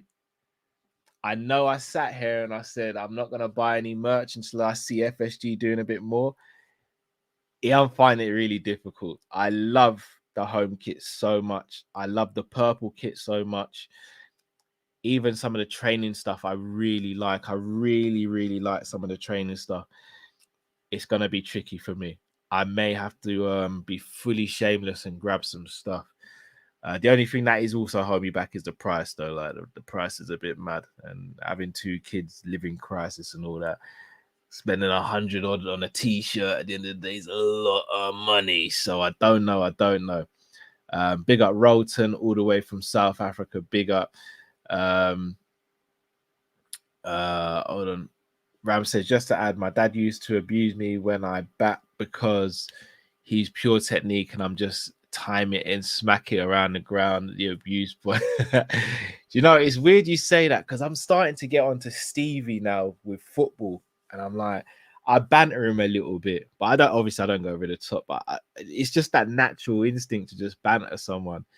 I think it's how I grew up as well. Like if I took a shot and it went way wide, I know I'm getting bantered for the rest of the day from my friends and family. So yeah, it's just the way we were, man. It's just the way we were. But people, gonna wrap up there. Maybe I'm a bit biased, but I thought that was a great show. Again, you guys, this is your show and you guys were amazing. I really do appreciate you. Matt really appreciates you and Drifty appreciates you all. We are extremely grateful. We're eternally grateful for you guys. And Richard, if I speak on that, we may lose the channel. Yeah, disgusting. But I'm not gonna say too much, Richard. If I speak on that, we may lose the channel, and I don't want to do that. Undo all the hard work that we've done. But no, people, we will be back tomorrow morning, UK time around 11:30 UK time for a Nottingham Forest preview. So make sure you tune in for that, and then we'll be back on Sunday live straight after the game. Shameless plug for me, I might do a watch along on my other channel, the Sanderson Show, for the Francis Ngannou Tyson Fury fight. So if you're a fight fan, feel free to come over there and have a little watch. I'm not sure if Luke and Jamie will join me. I'm still not 100% certain I'm going to do it because I'm out during the day with the kids and the family and the missus. So I'll see, but I'll keep everyone posted. But as I said, make sure you tune in tomorrow morning, Nottingham Forest preview, 11:30 UK time, and then Sunday for the live match reaction. People, nothing but love and blessings to you all. Whatever you do between now and tomorrow morning, and then from tomorrow morning to Sunday, hope you stay safe. Hope you're all well. Nothing but love to you all. Stay safe, stay blessed. We're Kopish and we're out, people. Take care.